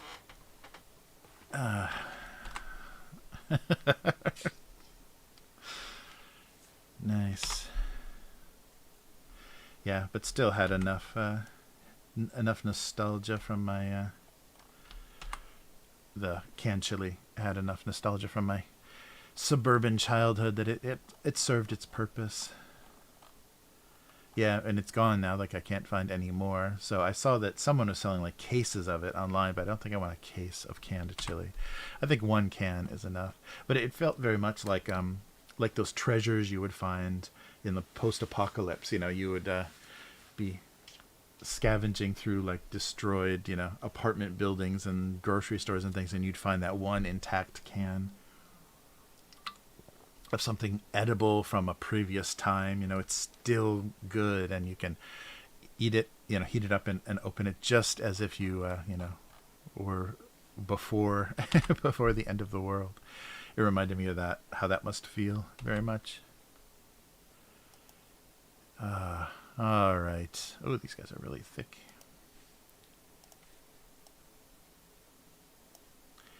Actually, I'm going to try to make this that gross plasticky color. Yes, something like that. That's what I wanted. We'll just do like a bright blue button. There we go. An off-brand dustbuster. Yeah, I still love. There was a great story from World War II. Like, they're fighting in the Pacific and just being, it was like those tiny islands where they would just like, take inches of ground, fighting for days, and just to, take and then have to give up, just, move up, feet at a time, and be constantly shelled. And one of the explosions unearthed some Japanese beer that they had buried near the water to keep cold. And so the soldiers drank, the American soldiers drank the beer, and like for a minute had some like, realization of the, humanity of their enemy, and how, weird that must have been. Like, what the hell are we doing? These guys make sweet, delicious beer. They talk about that too in like World War One. I think it was like around Christmas time. The trench warfare, they stopped fighting and played soccer together in kind of no man's land area. And immediately the command, the generals and the commanding officers had to put it to an end, because if there was too much sympathy between the two sides, they would have a lot of trouble going back to killing each other slowly.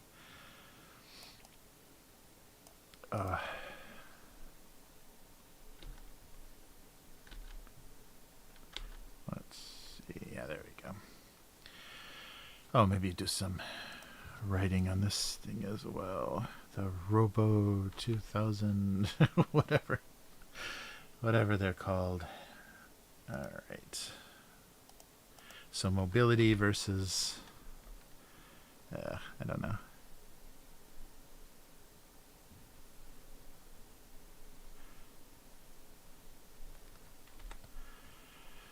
Yeah, Dustbuster meets Roomba. Hey, Robbie, how's it going?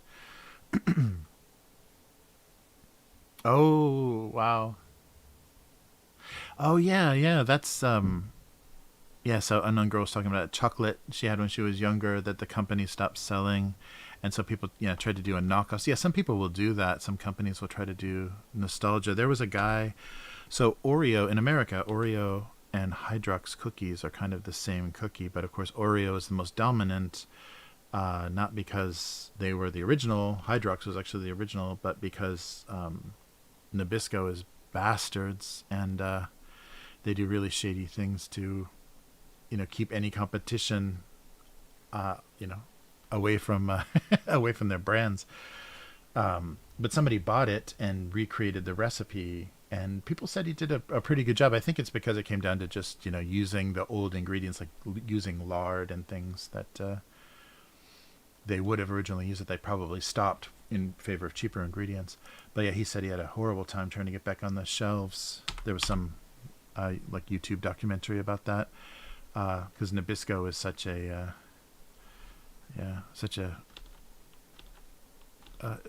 company, a huge company of shady practices. You know, surprise, surprise, National Biscuit Company. Why would they be scumbags?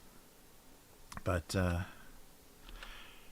yeah, that's very funny. So people, the perception, and they did a good job of making people think that Oreo was the original and Hydrox is a copy.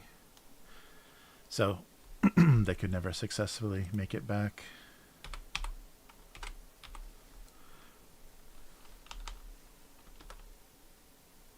But yeah, that just reminded me, you know, you're talking about chocolate. And I think too, because the way that they originally made certain things, you can't do anymore very cost efficiently, because you have to start using, you know, hydrogenated soybean oil and stuff that you probably wouldn't have used in the 40s or 50s, and but then it makes your product so expensive. All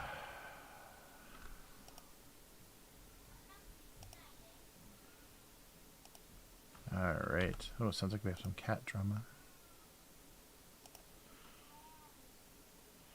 All right. Oh, wait. Maybe I should check my phone. Something going on? Sorry, guys. Just a sec. Oh.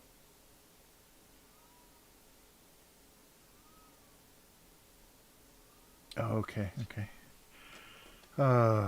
Yeah.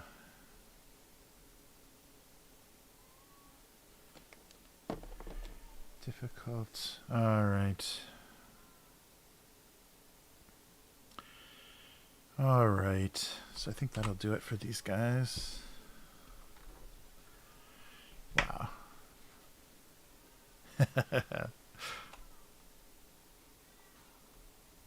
Yeah, or yeah, because Nabisco became, yeah, I think they were bought or became one of those giant global food companies. And no bastard. Nice. Oh, with their powers combined. Nice. Yeah, I think hopefully that looks enough like a Roomba. I didn't, might need a reference. Yes. Yeah, I'm trying to think if it's a generational difference between them or what. I don't even know if they make dustbusters anymore.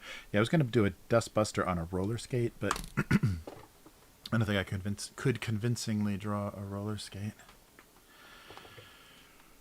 Oh, all right.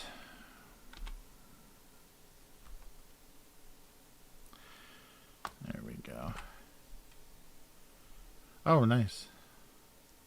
I'm glad it looks close enough. All right. Yeah, I saw the. Isn't there a Roomba now that like sprays water? Like it actually like has cleaner in it. It can just get messy. All right, but we have to thank the Roomba for all the cute cat and baby videos of people just putting their children and their pets on top of Roombas. Oh boy. I despise it. Nice. All right. Oh yeah, they used that. There was a episode in Breaking Bad that they had a. Was it Jesse was like at some party at his place, and they had a Roomba POV in the camera going through the apartment. All kinds of uses. All right, so I think we got. Yeah, I think we're good. Yeah, say I scaled these. Yeah, totally differently. Is this the same comic? Should these guys be smaller? Let's see if that looks interesting at all. To have them a little bit more. Maybe not. Oh, where'd the shadows go? Oh, there we go. Maybe. Yeah, maybe a little bit smaller. They don't have to be so huge. Make that line look a little more delicate. Oh, yeah, yeah. That's right, because it just relies on a very simple system of like, oh, there's something in the way, I'll turn the other way. Yeah, because you would have to, like, wire your house with some sort of, like, actual track based on lighting or magnets or something that it could follow if you wanted it to efficiently clean instead of just like going over the same, just bouncing back and forth. Because if you saw like a computer model of that, there would probably always be like this triangle of dirt on the floor that it never hit just by its random repositioning. The Roomba. All right. All right, so let's switch over to some comments and see how we did. oh no, yeah, that makes sense though. Yeah, your dog, yeah. That would be horrible. It'd be bad enough to have like a pet accident to clean up in the middle of your room, but your robot drug it all over the house, and then the inside of the Roomba is all full of. Yeah, there's a lot of things that they don't account for, and it's always, when they design these things, it's people that don't live in the real world. It's like weirdo engineers and software developers that live in these like clean rooms, basically their apartments. Probably you could manufacture microprocessors in them, and yeah, they they don't have connection to how dirty people's real lives are. Yeah. Nice. All right, so let's switch over to comments. Yes, that's going to be the joke. It's a pet food or beef stew, kind of canned meat, or human or pet food is the clash on that one, I hope. All right, so let's reload this. This went out a couple hours ago, and it has a 1 like. Yay! All right, we'll give it 2 likes. So this was from last week. So their competition ended with both of them wet and unreadable. A vicious wet competition between analog and digital books. All right, and the 24th was their affectionate straws forced the drinks into and microphones into an uncomfortable closeness. Well, lots of likes though. Affectionate straws. Hello, Cleveland. We are affectionate straws. Nice. Good band name. So that's what hot chocolate tastes like. Nice. And the wink. Daisy Peckin gave us a wink. Nice. All right. Is there anything else we missed? He was alone in his desire to keep coffee warm and safe. Yeah, we did this, but he had friends to contribute to him. That's right, you could constantly refill. All right, yeah, I think we've done all of these guys already. Yes, that's right. Oh, I didn't mark it though. We could use the long noodles and veggies. Right.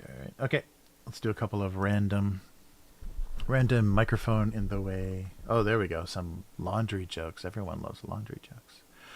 All her efforts with Tumble Dry High went unnoticed by him.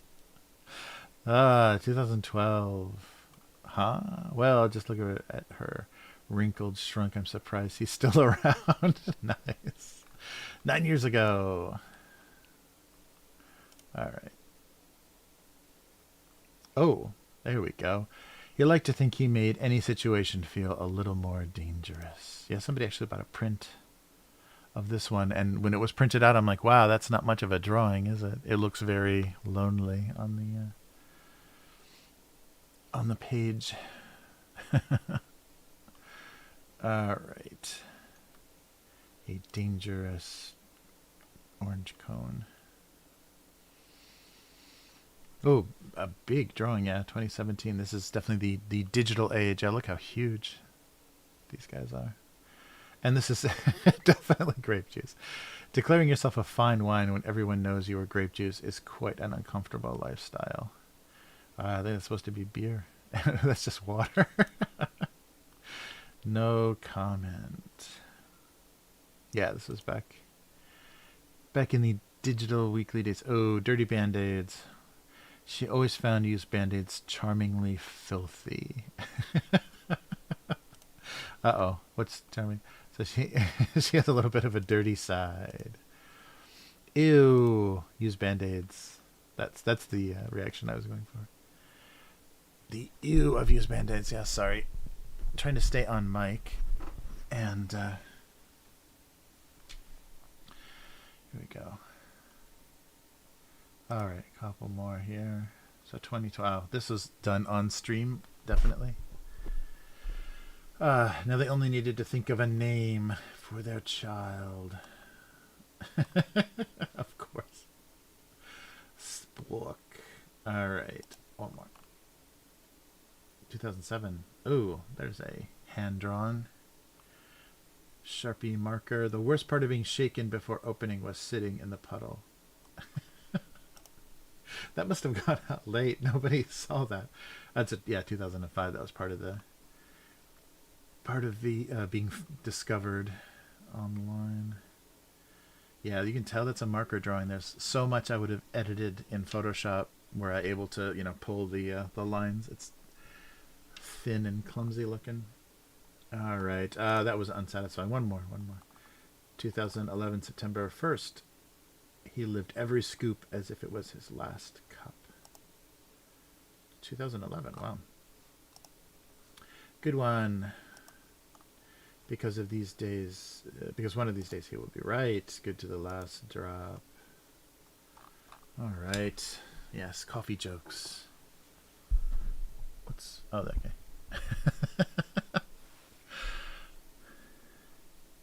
My brother bought me a dustbin. The dustbin part. It's really small, and they don't always get everything, so they have to go over it. Go over. Ah, nice.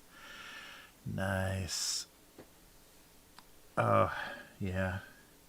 They still haven't figured out. And plus, everyone's living situation is so different. Having rugs, and I mean, if everybody lived in this sterile, wooden floors situation without much furniture, with furniture that's very easy to go around. But I can't imagine. It's like a full dining room or full dining table and chairs and everything. There's no way you could clean under that with a big disc of vacuum cleaner. All right. Well, let's go back to the writing part here. There we go. All right. Yeah, so this was a standoff. Yeah. Pet food and people food. What's a funny way to human and human meat and dog meat? Let's see.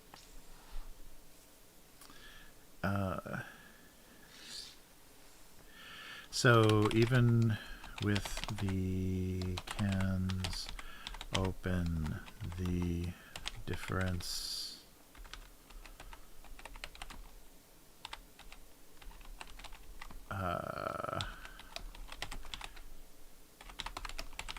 was food. People food was small. Indetectable, undetectable, imperceptible, was barely perceptible. What's it? There's got to be a funny word. This is kind of a long one.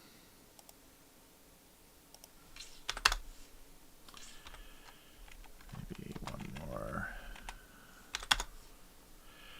All right. Even with the cans open, comma, the difference between pet and people food was unclear. Yeah, something like unclear. Let's do some synonyms. And see if I can find a funnier word. Indeterminate, instinct, indistinguishable, uncertain. Yeah, I like uncertain. Or the difference was uncertain. The distinction, undetermined, vague. Yeah, the difference was so unclear differences. Indeterminate. That's not a funny word. Unfeathered. Nice. Yeah, indistinguishable. Oh, indistinguishable is good. Good. Yeah, yeah. And maybe I don't need the difference in there. Just do, even with the cans open.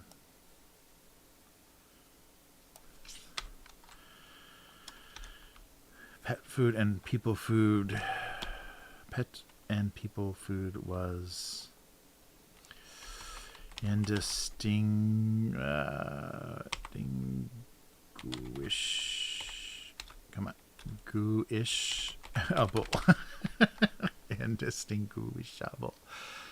Yeah, that's a good. That's a nice, big, funny word.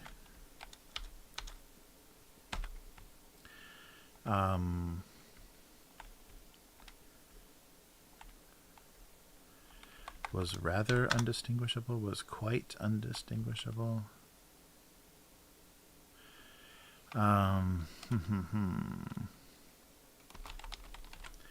Quite indistinguishable is a good, silly, big word, but something else.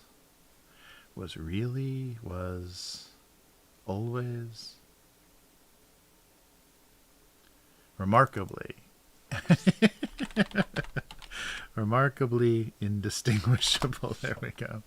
It was worth a remark. Like, ew.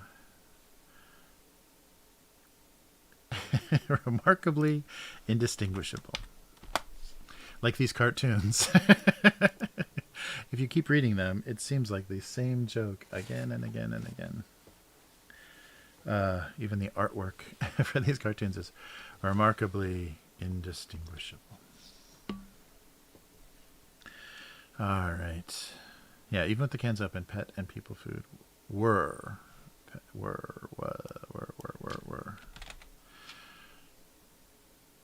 Cans had an air of perpetually indistinguishable. Yes.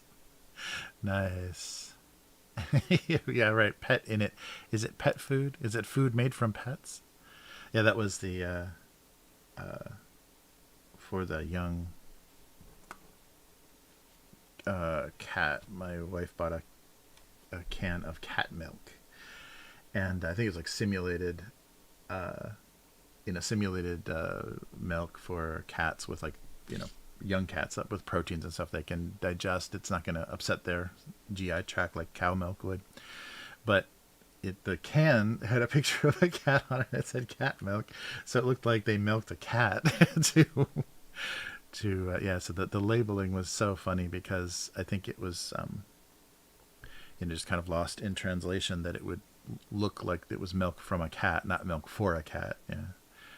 Yeah, it should say something about milk for cats, but it's just cat milk. Ew. Put it in your coffee.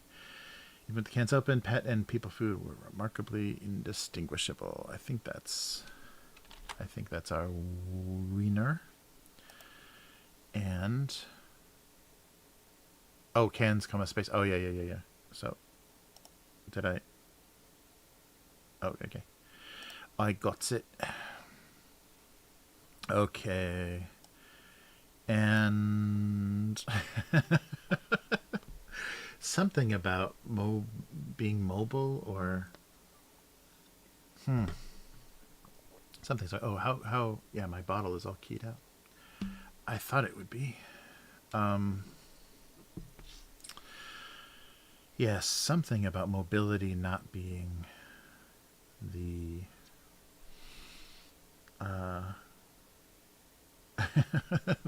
the secret to cleaning. Yeah, that dog crap example for Roombas is so disgusting. I can't even imagine, like, getting home and just seeing the crisscrosses of dog shit all over your house. Plotted by a simple-minded computer. And then the little Roomba is just sitting back in its charging dock, like, full of animal excrement. All right. So he was alone in his desire to keep coffee safe and warm. I don't think that's going to work. All right. So let's see. So I wanted to, yeah, it was generation thing. Yeah, the roller skate would have helped a lot to get across the haha.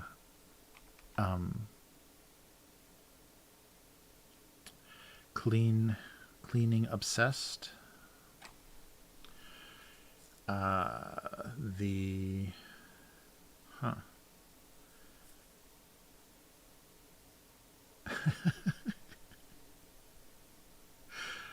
Yeah, the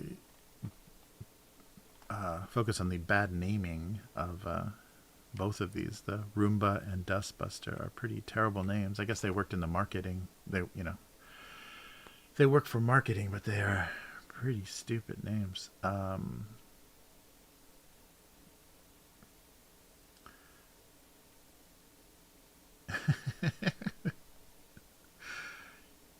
They both, yeah, wondered if their ridiculous names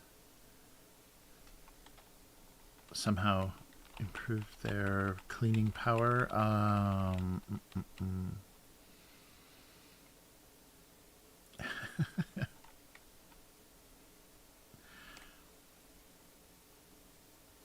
So dust elimination.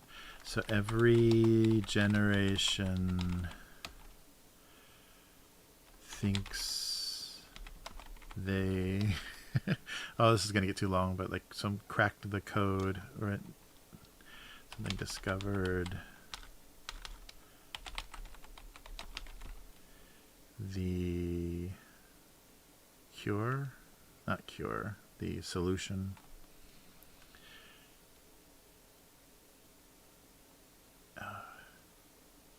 Dust elimination. I thought they would achieve think or thoughts. Every generation deceived themselves, or the war on dust or something.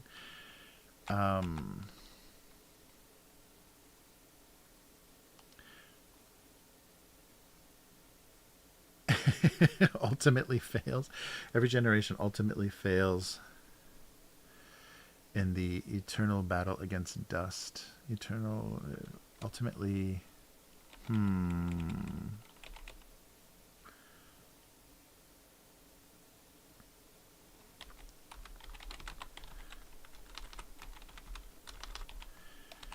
The fails in the bitter war. It's not. It's not bitter. There's got to be a better. Dust. The war on dust. Oh, I should use that reference. The war on dust. Yeah.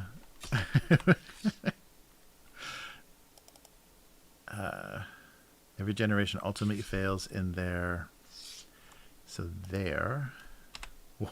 War on dust. So a good adjective for war that means senseless. Senseless killings, meaningless wars. Alright. Why does Google Chrome suck so much as a browser? It's such a memory hog.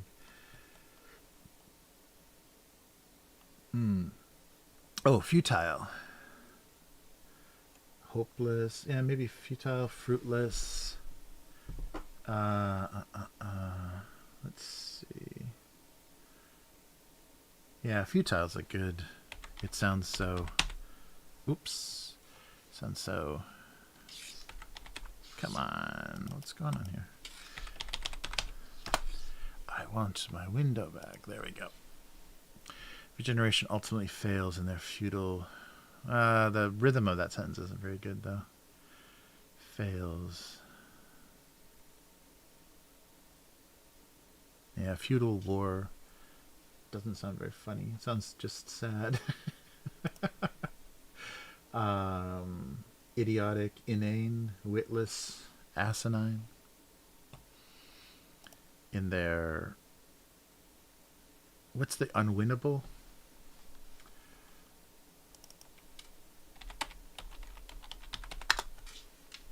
No.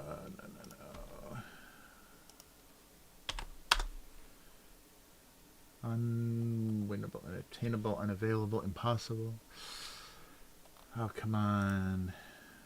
There's not a better word?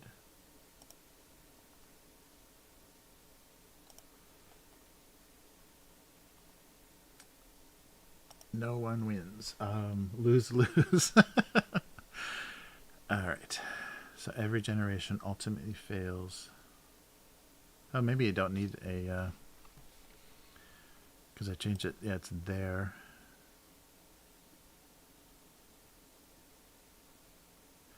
Ultimately fails. And there. Yeah, futile. It does not work. Every generation ultimately fails and their war on dust. But why? Or a little bit more context or something to make it a little bit funnier. It's just a statement of fact. Ultimately admits defeat. Something. I'm gonna draw some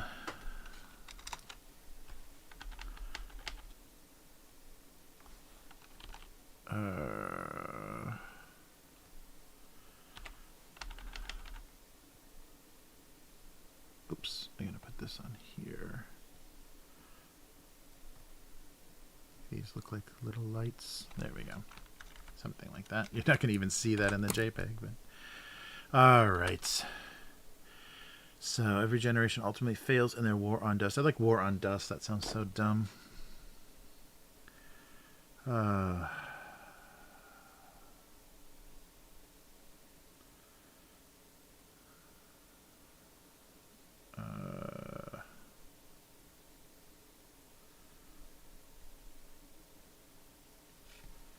Let's see. Surrenders? No, they just create, just ridiculous devices that stop.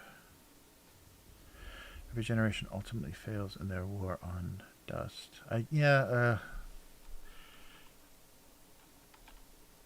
devices, the machines, the machines of war, the machines of their war on dust.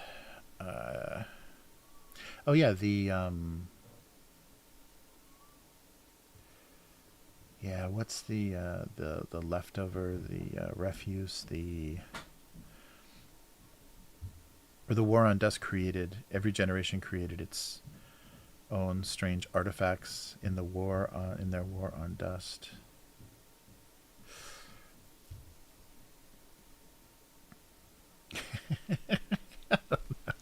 Dust Wars. Oh, there is a war game called Dust. That's funny. All right, I think that's gonna. It's not. It's just to statement of something. There needs to be a little bit something else in there. Every generation ultimately fails. Yeah, that's what I was hoping the futile war would create, but yeah. Nope. All right. Every generation ultimately fails in their war on dust. Okay, well that'll that'll nostalgify the nostalgic. I can't get that pet story out of my head. That's nasty.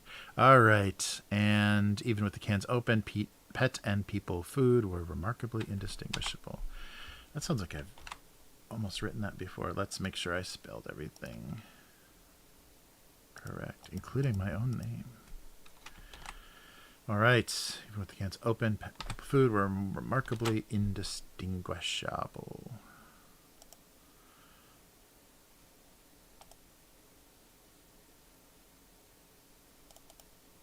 All right. So, just a sec. I'm out of something to drink. Oh, that's going to make the next part a little difficult. Maybe I'll run and get some water so I don't choke. Choke on a ChocoBall. Alright, so it goes there.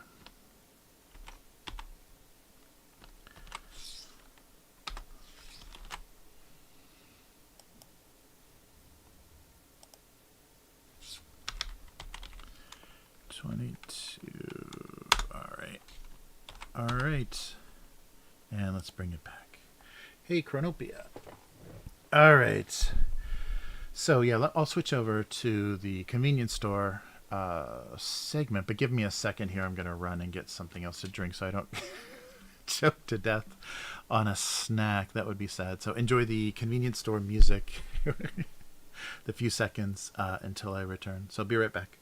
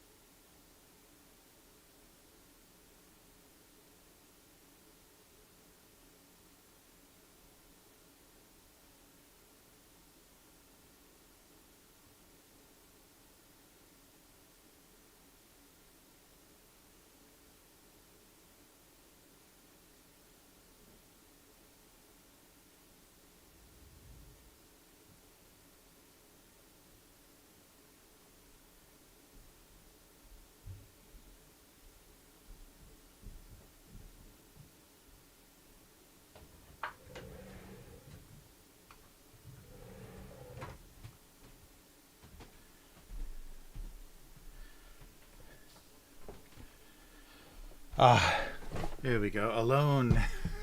I fell off the world there. Alone in the convenience store. Hope everyone survived okay. All right, how's it going here? Sorry, let me just check. Yeah, I think it's getting pretty late. Chat's pretty dead. There we go. Wait a minute. There we go. But, oh, sorry about the few moments of... Oh, yeah, my chat is completely... weird. Yeah, chat's very bizarre. Right now. All right. Oh, yeah, sorry, it's not updating.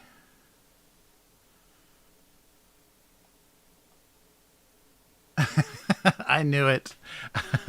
I knew it. Oh, there we go. Yeah, let me move this over here. Yeah, my chat is dead. I think it disconnected. Sorry about that. That's bizarre. So I wasn't seeing the YouTube chat. Sorry about that. Very strange.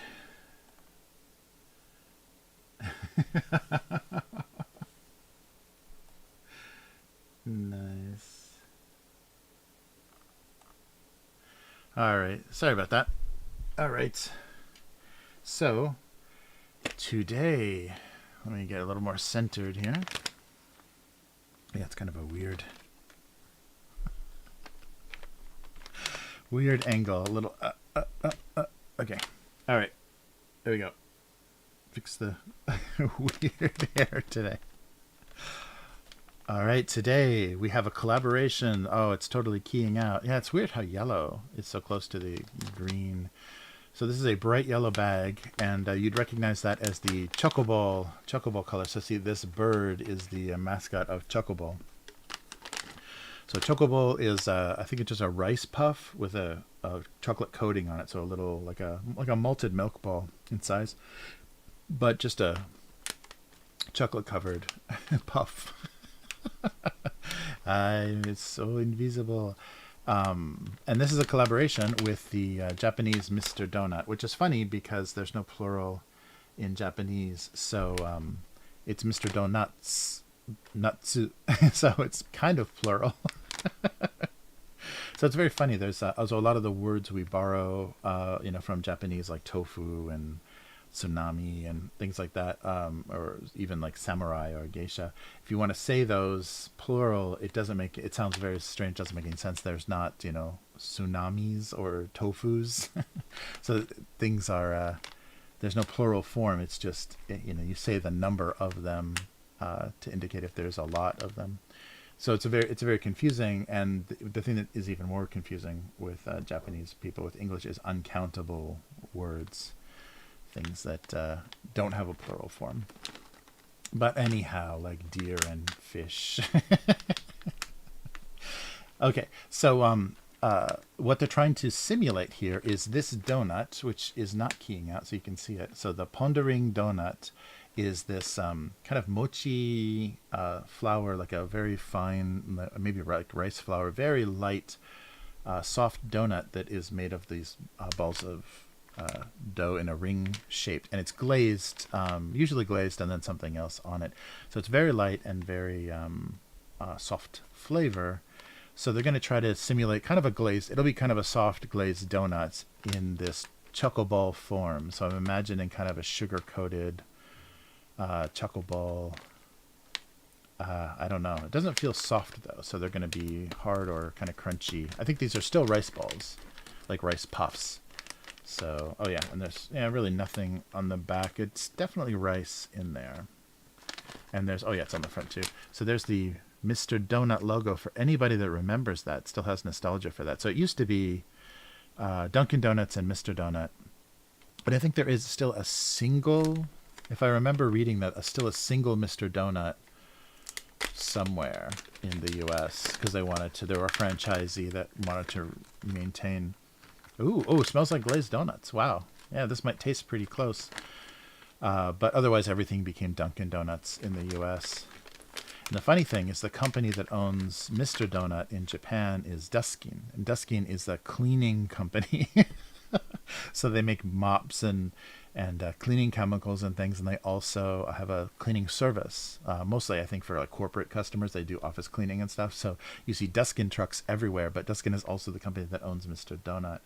So it's very, it's very strange. So maybe the same scientists that make the floor cleaner for office buildings also make their donut flavors. So here we go. Just a little ball. It's very, maybe like a white chocolatey, but it smells just like the donut. It smells like a glazed donut. So they did a good job with that. So let's see. Oh, they're soft. Oh, they're soft, yeah. Because the the donuts themselves are very mushy, so you have to be really careful. They'll get crushed, flat very easily. So I think they're made from some kind of rice flour or something. They're very, very soft. But yeah, interesting. I was expecting a little. Yeah, so I guess a crunch would spoil the simulation. So I guess if you took like, how many of these, like 6 or 8 of these, and put them in a little ring, then you would have the equivalent of one of these donuts. Yeah, they're mushy, but it's just some kind of rice. Yeah, it's just a rice kind of gluten-y kind of thing. With it tastes like the donuts, so that's amazing. This tastes very much. So apart from the shape, there's nothing, or I guess the coating is white chocolate, but it's got a lot of like maple or something that's making it taste more like a glazed donut. So the coating, I guess, is similar to a regular ChocoBall, but maybe there's white chocolate with something over it because it's got, you can see it's kind of a weird off-white color. It's the color of the donuts. But it tastes amazing. It's an amazing simulation. Yeah. Oh, yeah. So, yeah. Mochi mochi gum. Oh, it's like a gum. Yeah. They're saying it's gummy inside. So a rice. The ingredients say rice. So it's like a rice, gummy rice starch thing. Mm-mm-mm. Yeah, right. They could just make the donut holes. Yeah, I wonder how they do make that shape. I wonder if they have a mold or something that they cast, or how they do that little pondering. So they have a character. What this little toucan guy is simulating is there's a character character from Mr. Donuts, Mr. Donut that is a lion, and so this is his mane. So there's like a little lion face peeking out of this. So a lot of the donuts have like an animal character that's kind of the mascot of the donut. So the Ponda lion is the character. So that's his mane. So that's why the bird is sticking his head through the donut, because it looks like that kind of mascot character for Mr. Donut. And they do a lot of goods and stuff with those original kind of donut themed characters. I think there's like a sheep, like a lamb or a sheep that's a cream filled, kind of like the jelly donuts with the powder on them, but cream filled. So it's a lamb or a sheep for some reason. But these are good. They're I guess the size they're like as satisfying as that's. What's weird that they're gummy. They're kind of chocolate covered gummies, but they simulate this really soft donut really well. It's so weird. I have no idea why they we're getting a lot of weird collaborations, but it's a funny snack. But I think both brands are popular, and most ChocoBall things are just chocolate, so there's not a lot of variation. Maybe like strawberry covered, chocolate covered strawberry or something, but not a huge variety. So this is very different. Yeah, it's just a gummy. It's a rice starch kind of gummy covered with white chocolate with something on the outside that's simulating the flavor of the donuts, but it smells exactly like a donut. The whatever they did smells exactly like a glazed donut. That's crazy. So pretty good. Not a disappointment. And yeah, who makes ChocoBall? It must be one of those big companies. Kyoto-chan. Kyoto-chan is the oh yeah. So they must be part of a larger thing, but they make the ChocoBall, which is pretty much, it's pretty ubiquitous. It's always in the snack section in Japan. But not bad. An interesting simulation. They did a good job. Sorry. Well, just saying the images. They just have to get this disclaimer. What's pictured here is not exactly how it looks. Images used for, display purposes only. Wow, so not bad at all. Funny. So if you want to taste a glazed donut in gummy form, this would be the way.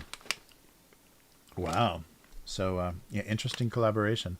So what did we had? We had yakiniku chips that were the promotion for a restaurant in Tokyo. And now we have a collaboration between candy and donuts. I don't think Mr. Donut needs a lot of help. They're pretty much everywhere. I would guess that they were pretty close to the same number of Mr. Donut as there are McDonald's in Japan, because they have lunch type foods. So you can get like a sausage roll or like a beef stew in a like a pie crust kind of thing, like a meat pie kind of thing in their donut case. And then they also have what they call yomcha, the kind of Chinese noodles and things. So there's a lot of kind of really light lunches that you can buy at Mr. Donut, because they had to kind of vary, I think, their menu, because they are in a lot of areas that probably get workers looking for lunch, so that a lot of people will stop there for very quick, easy lunch. And they've got a lot of nice coffee drinks and stuff. So, yes, another winner. So, that was good. That was, yeah, a nice surprise. I was worried what they were going to try to do, because if it was a crunchy, it would ruin the simulation if it was a crunchy rice puff. So, yeah, that is another victory for Japanese food snack technology. Nice. Yeah, it's definitely worth, if you have any nostalgia for the old Mr. Donut. The types of donuts and things are different from Dunkin' Donuts, so it would definitely be a little nostalgia. Although I think some of the flavors are lighter. Here, let's switch back. I think some of the flavors are lighter, like their chocolates aren't so chocolatey and things like that, to match more of the. They've adapted to more Japanese palate, but they're still good. They're lighter donut flavors, and very nice. All right, yeah, I think my chat is dead. So sorry, anybody on Twitch. I can't. How useless. I mean, they forced you to. Restream is forcing me to use this chat app to see what people are writing on the stream, and it dies. It like loses connection and stops updating. So I apologize if you're writing something on Rob, if you're still there, if Robbie's still there on Twitch. I'm sorry, the chat is not updating at all, so I have no idea. So apologies. And I knew I shouldn't have left that convenience store alone for so long. But yeah, so hopefully these these cartoons will do okay. I have no idea anymore. But it's fun. It's fun to draw these with you guys, and I really appreciate the indistinguishable was the perfect word, Ravi. So thanks for as always the contributions.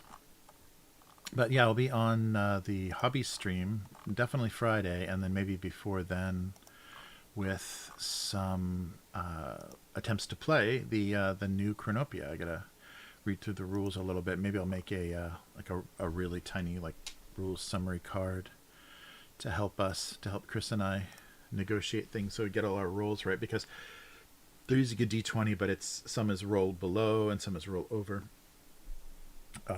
So that's a little different or difficult to remember sometimes.